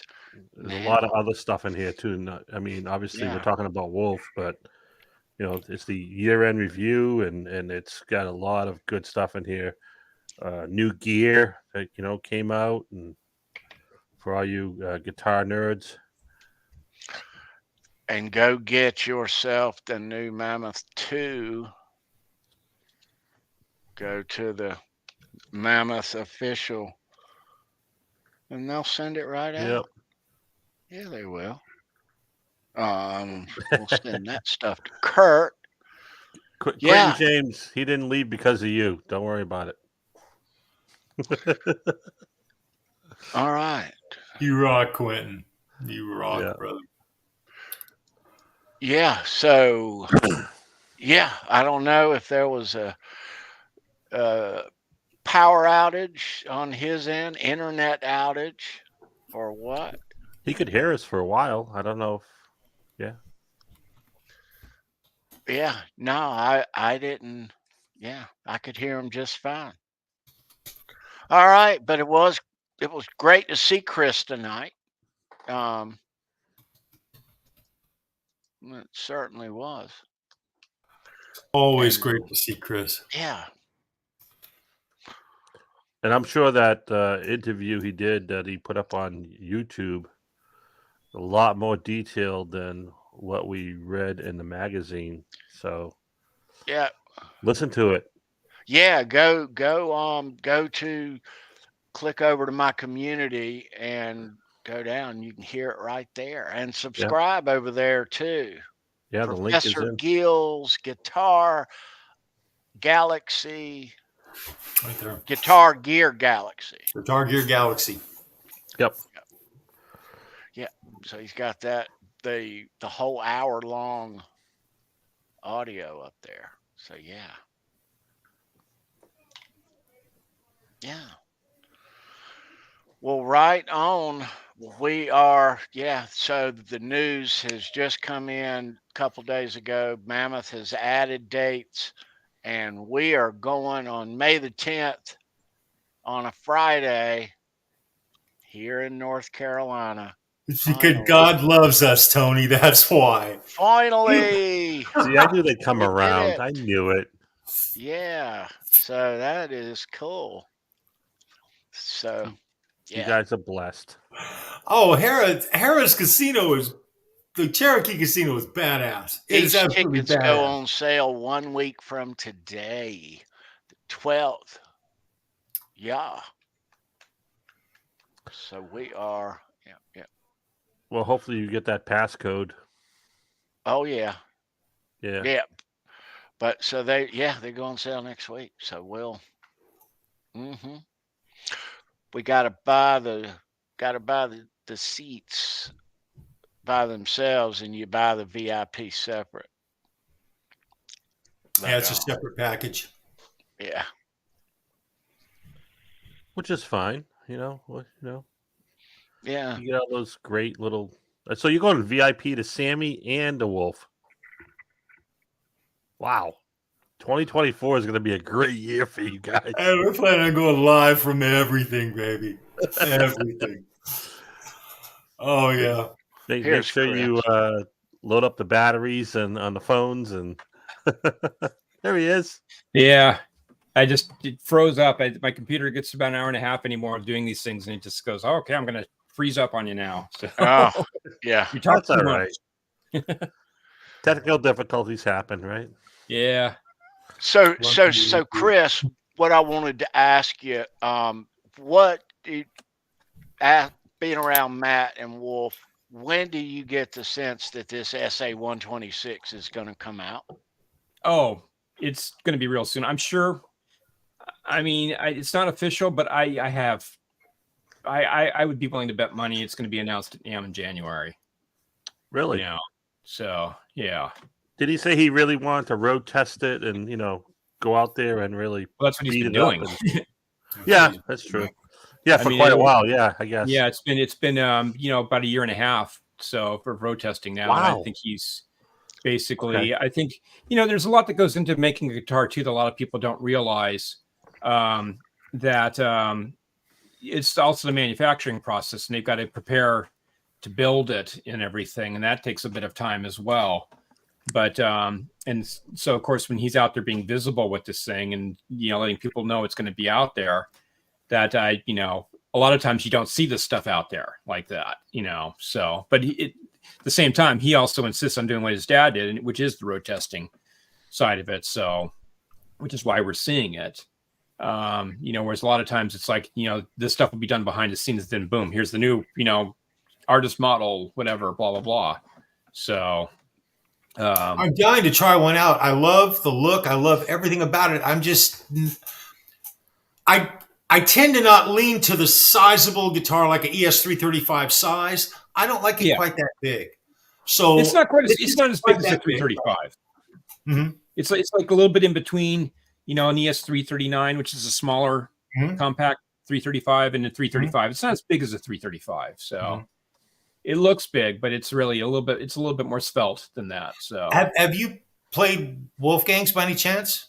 Have you? No, I haven't had the privilege. I was going to ask you what the neck felt like. I was going to ask you to get all nerd out on that, but no, I have not had the opportunity yet to do that. So okay. When I've seen him with them, it's been at the shows, and it's been a matter of them, especially because as an opening act, they've got to load and get out there and everything like that. So it's no such luck, unfortunately. That's okay. Yeah. There's always tomorrow, brother. Exactly. Yeah. Yeah. I will say, that will be something coming up, where I'm going to be talking with Matt and Chip Ellis, about the project in much greater detail. So be on the lookout for that when the time is right. We're going to do a deep dive into that. Nice. So, And did you say you had something in the works with Elvis, or that was something you were just anticipating? that's what I don't have anything official. I would love to talk with him and get the second side of the making of the album, since he can answer a lot more of the more nuts and bolts stuff for us as recording engineer nerds out there. He can talk about what reverb he actually used, on the take a bow solo and the delay and all that, and talk about what pedals that he has, and he may not even remember himself what pedals and that's the thing. A lot of people are like, oh well, they have to know what they used on that. It's like, I just know as an artist myself, not a recording artist, not a famous artist, but just making music myself. I can go back and listen to songs that I recorded and then go like, I don't remember what I used. I can't remember if I was using, I have a general idea sometimes, but not always. There's times where you're just in that, I'm going for it. And it's like, gosh, did I use that amp or did I use that? And especially when you have a lot of gear, sometimes it gets to be like, oh, I think I used that National Combo, but which of the 3 or the 5 that I have did I use, So, when they're just throwing pedals out there and they're in the heat of the moment, boom, print, move on to the next thing, sometimes you just don't remember. And especially when you're not trying to document everything so you can, right, accurately reproduce that particular sound live. As Wolf even says in the thing, it's like with his pedals, it's just kind of like, what do I feel like? It's not like I have to use this. Right. It's even Ed was a little bit more like, okay, I'm using the Phase 90 on the solo. Okay, I'm doing Unchained. I've got to hit the flanger and turn it off, and that sort of thing. And Wolf's use of pedals is a little bit more just like, what if I feel like it, I'll do it. Wow. Tonight I may not use it at all. Right. And that's refreshing in its own way. But I can see why, but I Elvis I would love to see how his mind works, and see what he does add to it and see if he can remember what some of those pedals were, because, even Wolf sometimes says like we used a flanger and a phaser, but I don't know, was it the MXR, and I get the feeling it was in some instances, but in other instances, it might've been an entirely different phase shifter, or something. So it'd be interesting to find out. It'll be nice to kind of get an intro. Your interview with Wolfgang, groundbreaking, all-time greatest interview I've seen to this date. The beauty of that interview was the fact that it introduced us to Wolfgang. I literally, from reading that article, I got a vibe of who and where his mind was and what he was about. I can't wait to do that with Elvis. None of us really know this guy. He's not a public figure. That's on my list of things that I'm interested in right now. That's kind of on my list too. I would like to do that and see if I'm hoping that Wolf can arrange an introduction, of sorts. I mean, I haven't tried to reach out to him either, because it's just been one of those things that I just when the time is right, sometimes I don't want to waste someone's time unless I have an avenue for it, So that's part of the reason why I'm trying to build up my YouTube page a little bit more. So I can get some of these people and give them something. When I can only offer them 500 subscribers, it's kind of hard to convince somebody sometimes when there are times like, is it worth my time, to do this or not? I beg to differ there, Chris. I would say their opportunity to have an interview with Chris Gill would be priceless, and they'd be foolish not to jump on it. I would hope so. Yeah, but it's like I said, I like to offer them something, on the plate. Just other than that, and I know people's time is valuable, and everybody's got the pitch, and it's all, we've all got the hustle, You've got stuff up there already. Recently uploaded interview today. Go to my community page up there, click on it. That's the interview. Go to his page, subscribe, click that red button, subscribe right there. Yeah. And you'll get everything he uploads from here on. Yeah, there'll be more. I mean, there's a lot of Wolfgang content there right now, and some Ed, and Dimebag and my Tokyo. I'm going to be putting up more Tokyo stuff, which I just haven't had the time to edit that stuff because it really needs editing. That's the thing. And it's also part of the problem is like you go in these guitar shops and they've got music playing, and it's like, because you know how it is with YouTube and copyright stuff, that if you've got, you know, an Eric Clapton song blaring in the background or whatever, they're going to shut you down, you know, Right. on it. So I've got to go through and do original music and whatever, and if it's needed or whatever. But music sometimes, with that type of stuff helps. But yeah, but with, you know, I do plan on putting up some of my older interviews eventually. Maybe one of these days I'll put up one of my old Ed interviews, you know, up there for people to hear. You know, who knows? But I've got, oh my God, I've got cassette tapes like you wouldn't believe, you know, going back to the early 90s of just stuff, you know. Nice. Out there. So right on. There you go. I forgot the last time I took count of, I think I had reached over 1,000 artist interviews by probably about 1999 or something like that. So there's a lot of stuff out there. I'm sure there's stuff I completely forgot about, you know, Richie Blackmore, you know, boy, you know, artists. Chris, did you say 1,000? 1,000 artists. Yeah. Wow. I used to keep a tally of everything. And I think at one point I just stopped, you know, doing it, but I had like a list of all the artists. Johnny Cash, you know, I mean, it just goes on and on. Ooh. You know, young new bands, old established artists, you know, goes on and on. So, I mean, you know, in the heyday of the guitar magazines in the 90s, when I was writing there, I was doing, you know, 5-8 articles an issue. Wow. You know, and most of those were artist interviews. I can't believe I kept up with that workload back then. I just wanted to do so much. So I wanted to talk to everybody. Wow. So you have a vault too. See you, Andy. I do have a vault. I do have a vault. Make your tapes. They're cassettes, so they're in pretty good shape. My problem is that, you know, when I went to put up that little snippet that I had of Ed talking about Wolfgang back in 1994, when Wolf was all 3.5 years old, he was talking about, you know, Wolf seeing all the guitars, you know, hanging up in 5150 and saying that one day he wanted to play guitar, you know, and I couldn't find a tape player that would work. I think my belts have just, like, the rubber on them is finally worn out or something like that, because it's like I would put them in there and the thing would just go and it wouldn't spin. And like, I'm going with the pencil and going like, there's nothing wrong with this tape. That's funny. And in those cases, I have like backup tapes too. So it's like, okay, well, maybe the tape's bad. And I tried another one, and the same thing. So I'm thinking the belts are bad, because the only thing I had was a transcription machine, which has a super high power motor. So that works, because it's you know, for transcribing interviews, it has a little foot controlled pedal on it, and when you lift up off of it, it will rewind back, you know, a couple seconds. You can set it for how many seconds you want to rewind. So when you're typing up an interview the old school way, before AI and all this stuff, that would automatically transcribe it for you in a few minutes. But it has a super motor, so I used that. Unfortunately, had a headphone output on it, so I went from the headphone output into my Pro Tools and was able to digitize it and clean it up a bit. But it's a process, you know, because the problem with that is I have to sit there and manually hold the thing down or put a brick on it, you know. Oh my!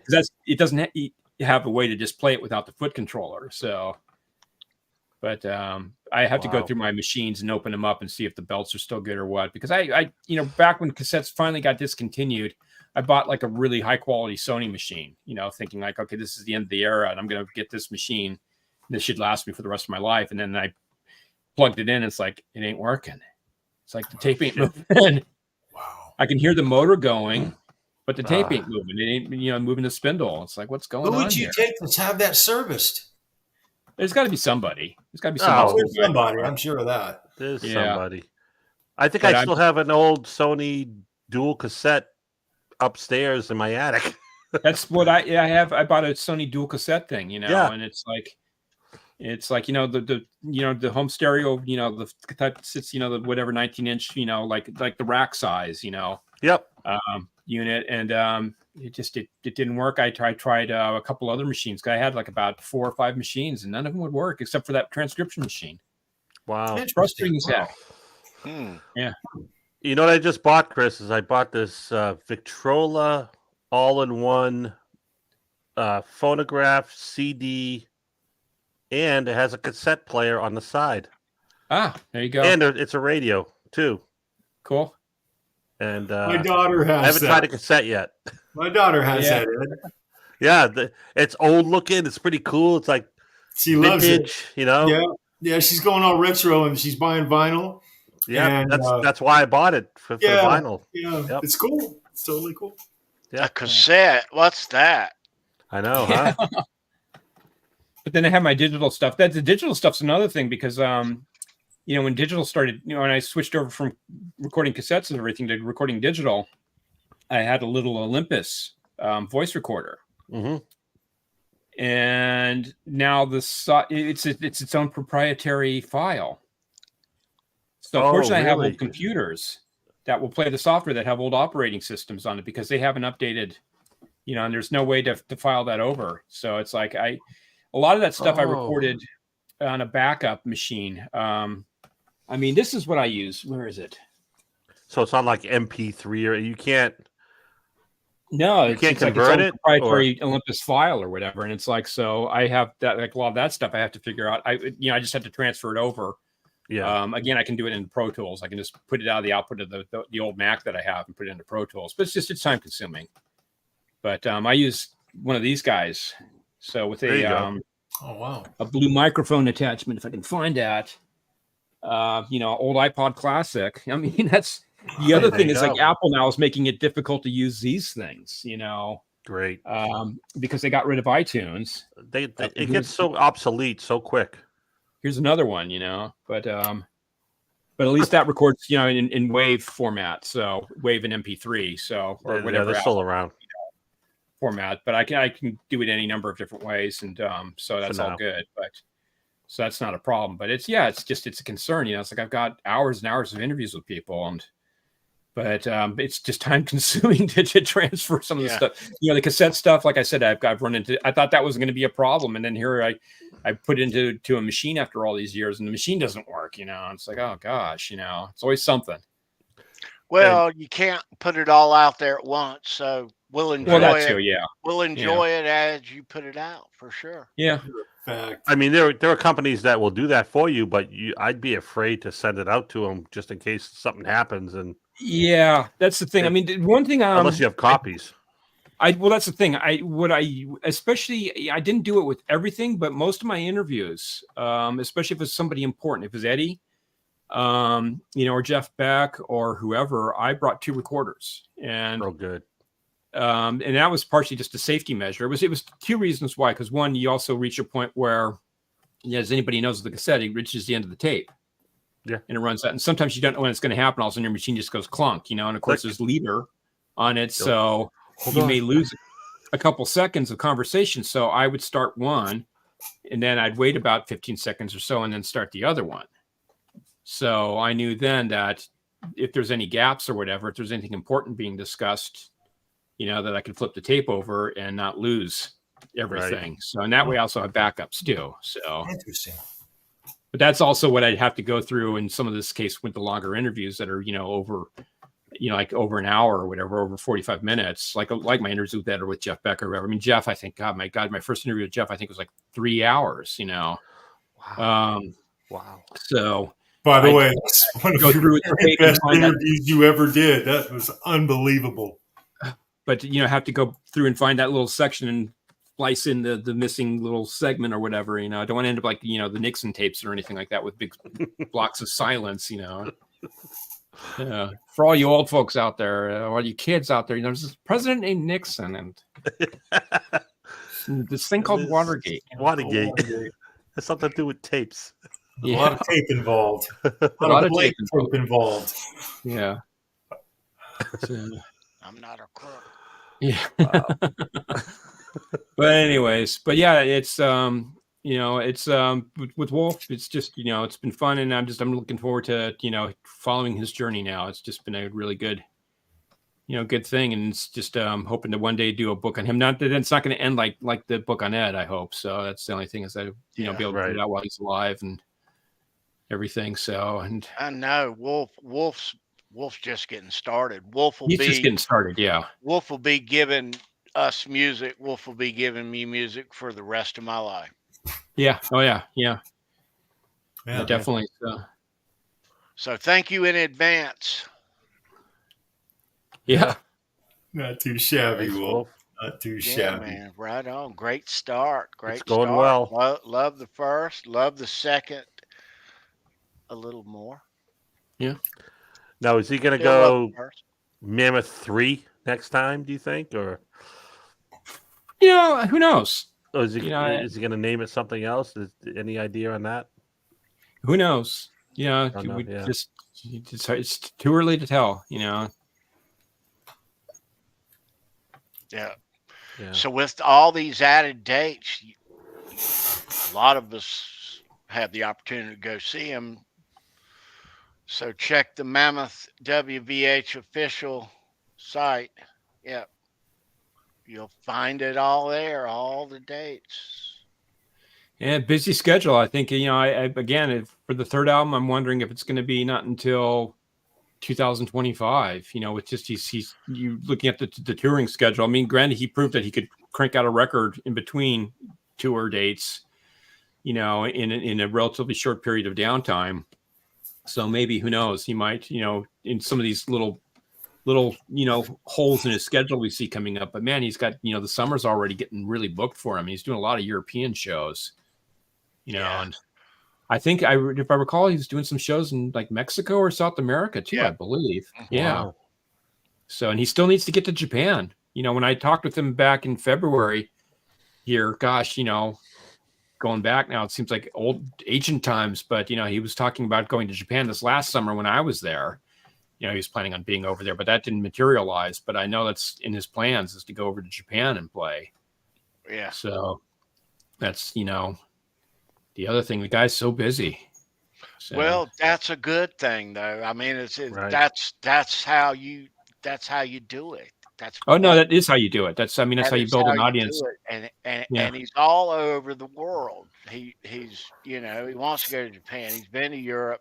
That's what he needed to do. If he just run around the States for the first 5 years of his career, everybody being his ear, go to Europe, boy, go to Europe. Yeah.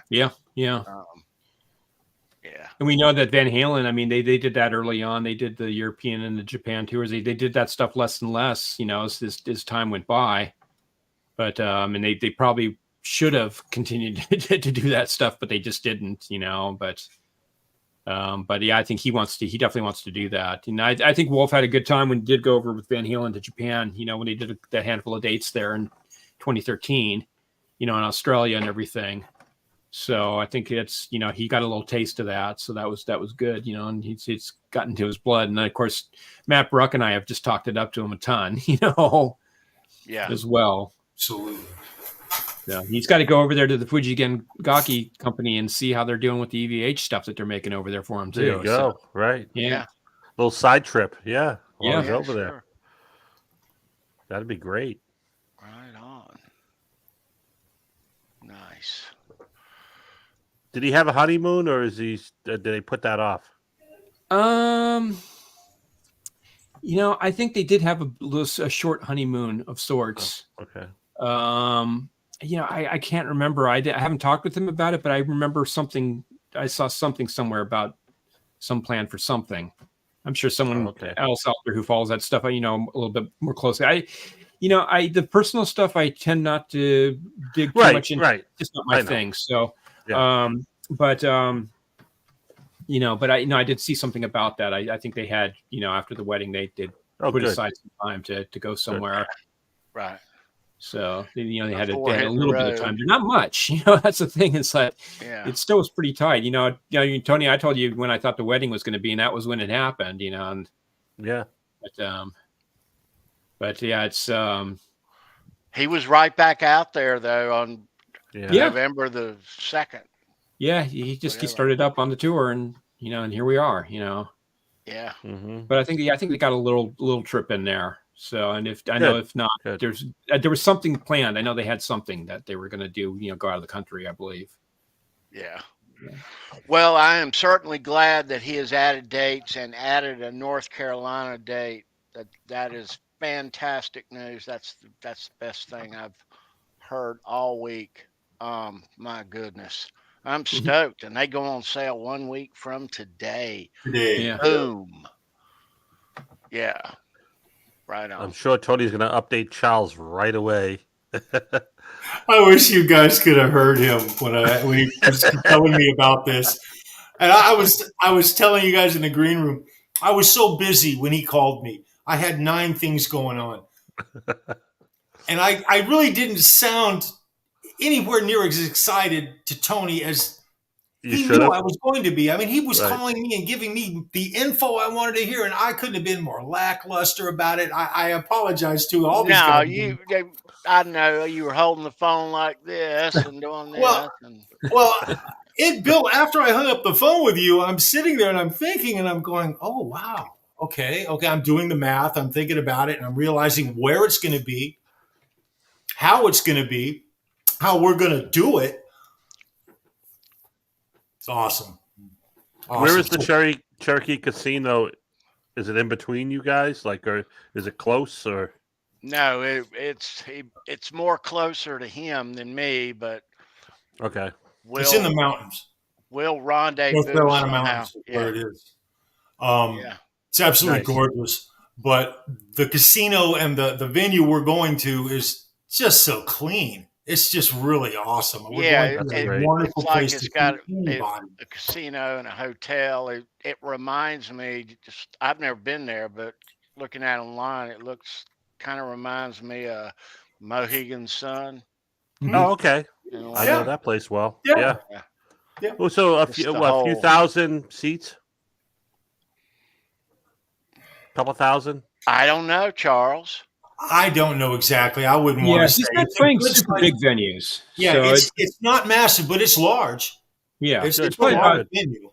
He's been playing about, places that I know the place he played in Jersey was actually pretty small here that he played just recently. It was like, a lot of the places he's playing are about a capacity of about 2,000-3,000, sometimes up to 5,000. This looks like 5,000 to me. Yeah.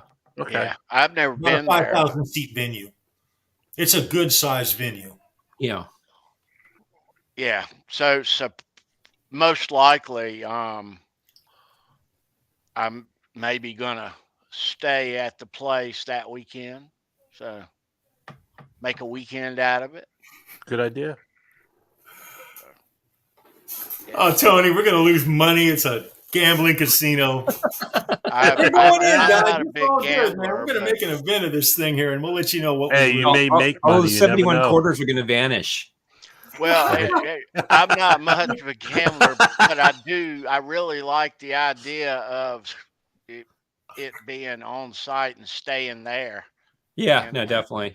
Yeah. It's always nice when the hotel's connected to the venue and you can just go downstairs to the show. Right. Like I did that with Jeff Beck at the Hard Rock in Las Vegas.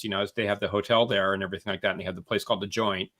And it was just like, it was so great to just like you take the elevator down to go to the show. That's awesome. That's awesome. Not have to worry about driving afterwards. It's the other thing because like it's going to see Van Halen up at Bethel Woods, man. That's out in the middle of nowhere. Where the original Woodstock venue, and it's not too far from where I live, but man, it's just like there's one road out of there. Well, and you're there with a bunch of Van Halen fans and they've been partying, so you can expect that we'll be going live here on the channel because we are going to make a weekend out of it. So cool. Yeah, you might see a pre-show live stream and a after show live stream on that night. And God knows what you're going to see. Because that's the plan, though, is to stay there at the place. So do you want Brendan and I to hold the fort and be the producers? And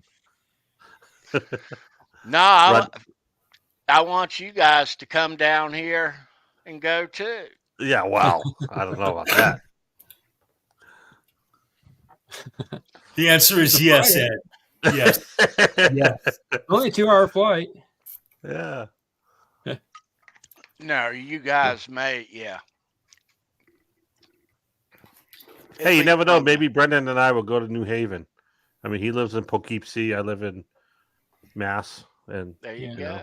I have to look at what date that is, because that might actually New Haven might be more convenient for me. I saw the Paramount, in New York, over there in Long Island, and it's like, getting to Long Island is a bit of a chore, and the traffic is not fun. But Yeah, the Paramount's such a cool venue, though, that it's kind of like, oh man, might it's be really worth it. tempting. Yeah. What venue in New Haven, Ed? I don't know. It's probably some New Halen. theater. Yeah, New Halen. I think it's some theater. It was Paramount, I think it was called. The Paramount's Maybe? the one in Long Island that he's playing. Oh no, so I yeah, don't- that's the one you're talking about. yeah. I forget. I'd have to look it up again.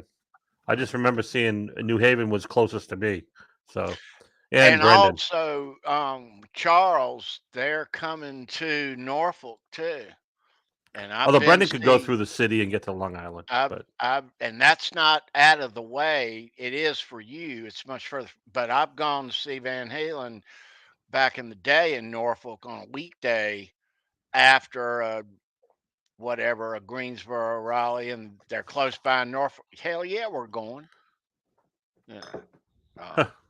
But that old venue isn't there anymore. The Scope oh, is what it was called. Yeah. But still, though, Mammoth is close by a couple days before. Monique put in the chat. I'm in for North Carolina. Eddie, I'm driving. We're going. They're playing New Haven's Toad's Place. Toad's Place. Toad's Sounds Place. like a big venue. Yeah. Toad's Place. Right on. Well, can't wait. That's in May. And So it you'll looks see- I looked up the Harrah's event calendar. They've Portland, Maine. about 3,000 is about what the event seats that we're going to. About 3,000 people. Right. Cool. Right. Oh, on. Portland, Maine might be better for me. Monique just put in. Oh, Well, hopefully, Charles, 2998 of them will be behind us and beside us. I love your optimism, brother. That's how I see it. hey, Van Shipman, what's happening, brother? Vance, what's going on, brother? What's going on, man? Vance, Tony's on the coast and I'm in Charlotte. And you're Western. Okay. Are you near Charlotte? I'm in Western North Carolina, about as west as you can get. Right on, That's dude. true. Yeah. Just like if Toad's Place has a capacity of 1,000 and the Paramount New York's 1,500 plus. So they're tight little intimate places. So nice. Yeah. That makes for a great show. Okay. He's in Brevard. Yeah. Very cool, man. Right on, dude. Yeah, so see him now before next time around. You know, who knows what, how much further away you're going to be. So yeah. Right. So that's right. Yeah. Van Shipman, let us know if you plan on going if you're in Western North Carolina. He's in Brevard, Tony. That's yeah, where well, he's close then. Yes, he is. Is what I'm saying. So yeah. May will be here before you know it. Yes, it will. Looks like 2024 is going to be a great year. It's really building up to be a great year. Yeah. So for shows anyway. Mammoth in May and Stammy All Worlds Tour in July. Yeah. I'm also going to Satriani and Vi in March. Oh, you're going to that? Yeah, it's here. It's around the road. It's right down the road. How can I not go? Fuck yeah. Good for you, man. There's so many. Have you seen Satch? I'm going. Yes. That's why I saw him at a place up here at the Hampton Beach Casino in New Hampshire. They hold like 2,000 people. Amazing show. Amazing. Excellent. He's nobody does Satch better than Satch. Well, that's true. I mean, literally. I would hope so. But good God, we'll go down a Van Halen rabbit hole if we go there. I know. We start talking about it right now. I'm telling you. I know. All right, guys. I guess we're going to wind things downward. I'm not forgetting anything. Am I forgetting anything, guys? I don't think I am. But again, everybody go out and get the latest Guitar World, the big year-end Wolfgang, the making of Mammoth 2 article, and that audio is up on Professor Gill's Guitar Gear Galaxy YouTube page. There you go. You'll find the links to there. Click on my community page and you'll see it right there. You'll see that audio, 57 minutes of it in its entirety. Yeah. And please subscribe over there and you can keep up with everything that Chris is uploading and keep your eyes on your Guitar World magazines and your subscription, you know. Yeah. Everybody leave a thumbs up here on the video. Chris, always a pleasure, sir. Thanks for hanging out. Thank you, brother. Thanks for having me. Yeah. Love the hell out of you, Chris Gill. Great article. Thank you for that. And thank you for covering and being involved in the career of Wolf and Mammoth, and you know, he's doing well and he needs you, and we need you covering him. Yeah. You know, Absolutely. we love Mammoth, we love the tunes, and can't wait to see him. Can't wait for the next album. Yeah. And we got the SA126 coming out too, so save your pennies because that's a pivotal moment for the EVH brand, you know, for the company's future and direction and everything. Because you know, Ed only had so much input. You know, he had a lot of input. He left a lot of ideas behind, you know, for the company. But this is going to be Wolf's picking up the baton for that company. So.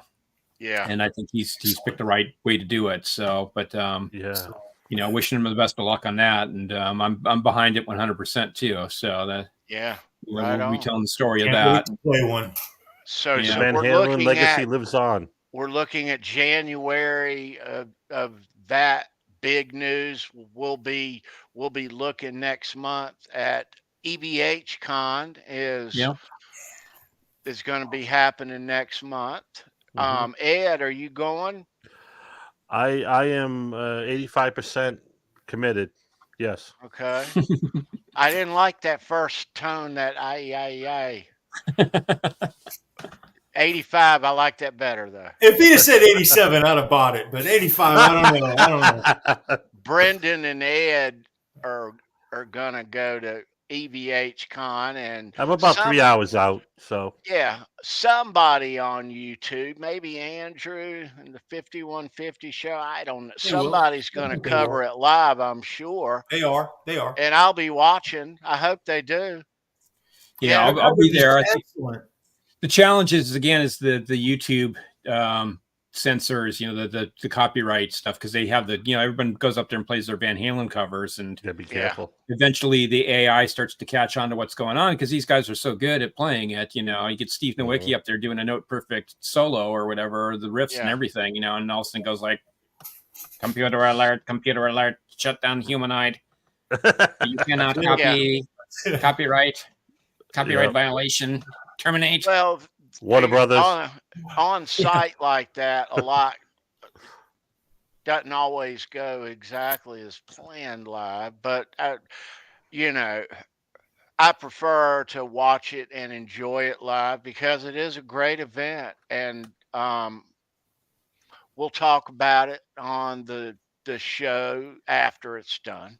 Yeah, cool. It's nice to see a lot of the people in the community that we see in the chat. Sometimes we put a face with that name, or we just get to see wonderful people hanging out. Some of the greatest memories I have of David Nesdaller with Lenny Lou and Mary back in the beginning. My iPad with this secret photos that I can't put online or post anywhere. That I promised photographers that I wouldn't, you know, when I wouldn't publish or share on my social media, but I can give people at least a glimpse of stuff, because there's some guitar, nerd detail stuff that I've got some stuff that we've been talking about, in various chats. Well, but it's always fun too to see who comes each year. Maybe this year we'll see Scott Smith or Rob Johnson. Hadn't been in a year or two, so COVID hacked that up a little bit, as everything, But they have it each year now, and they're having it next month. I can't wait. I hope it's absolutely huge. I hope it doesn't snow. It should be. Yeah, that too. That's the other thing. Yeah. Yeah. And I always like to see who brings what also. Oh, yeah.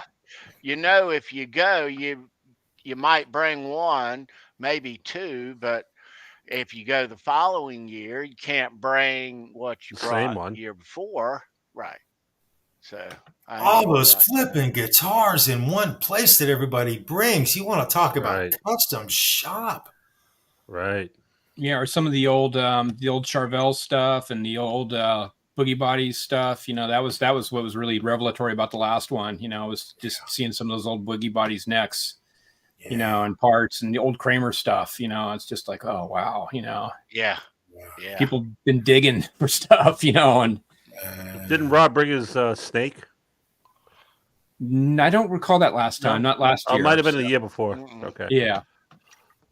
I think it was the year before it. Yeah, it might have been.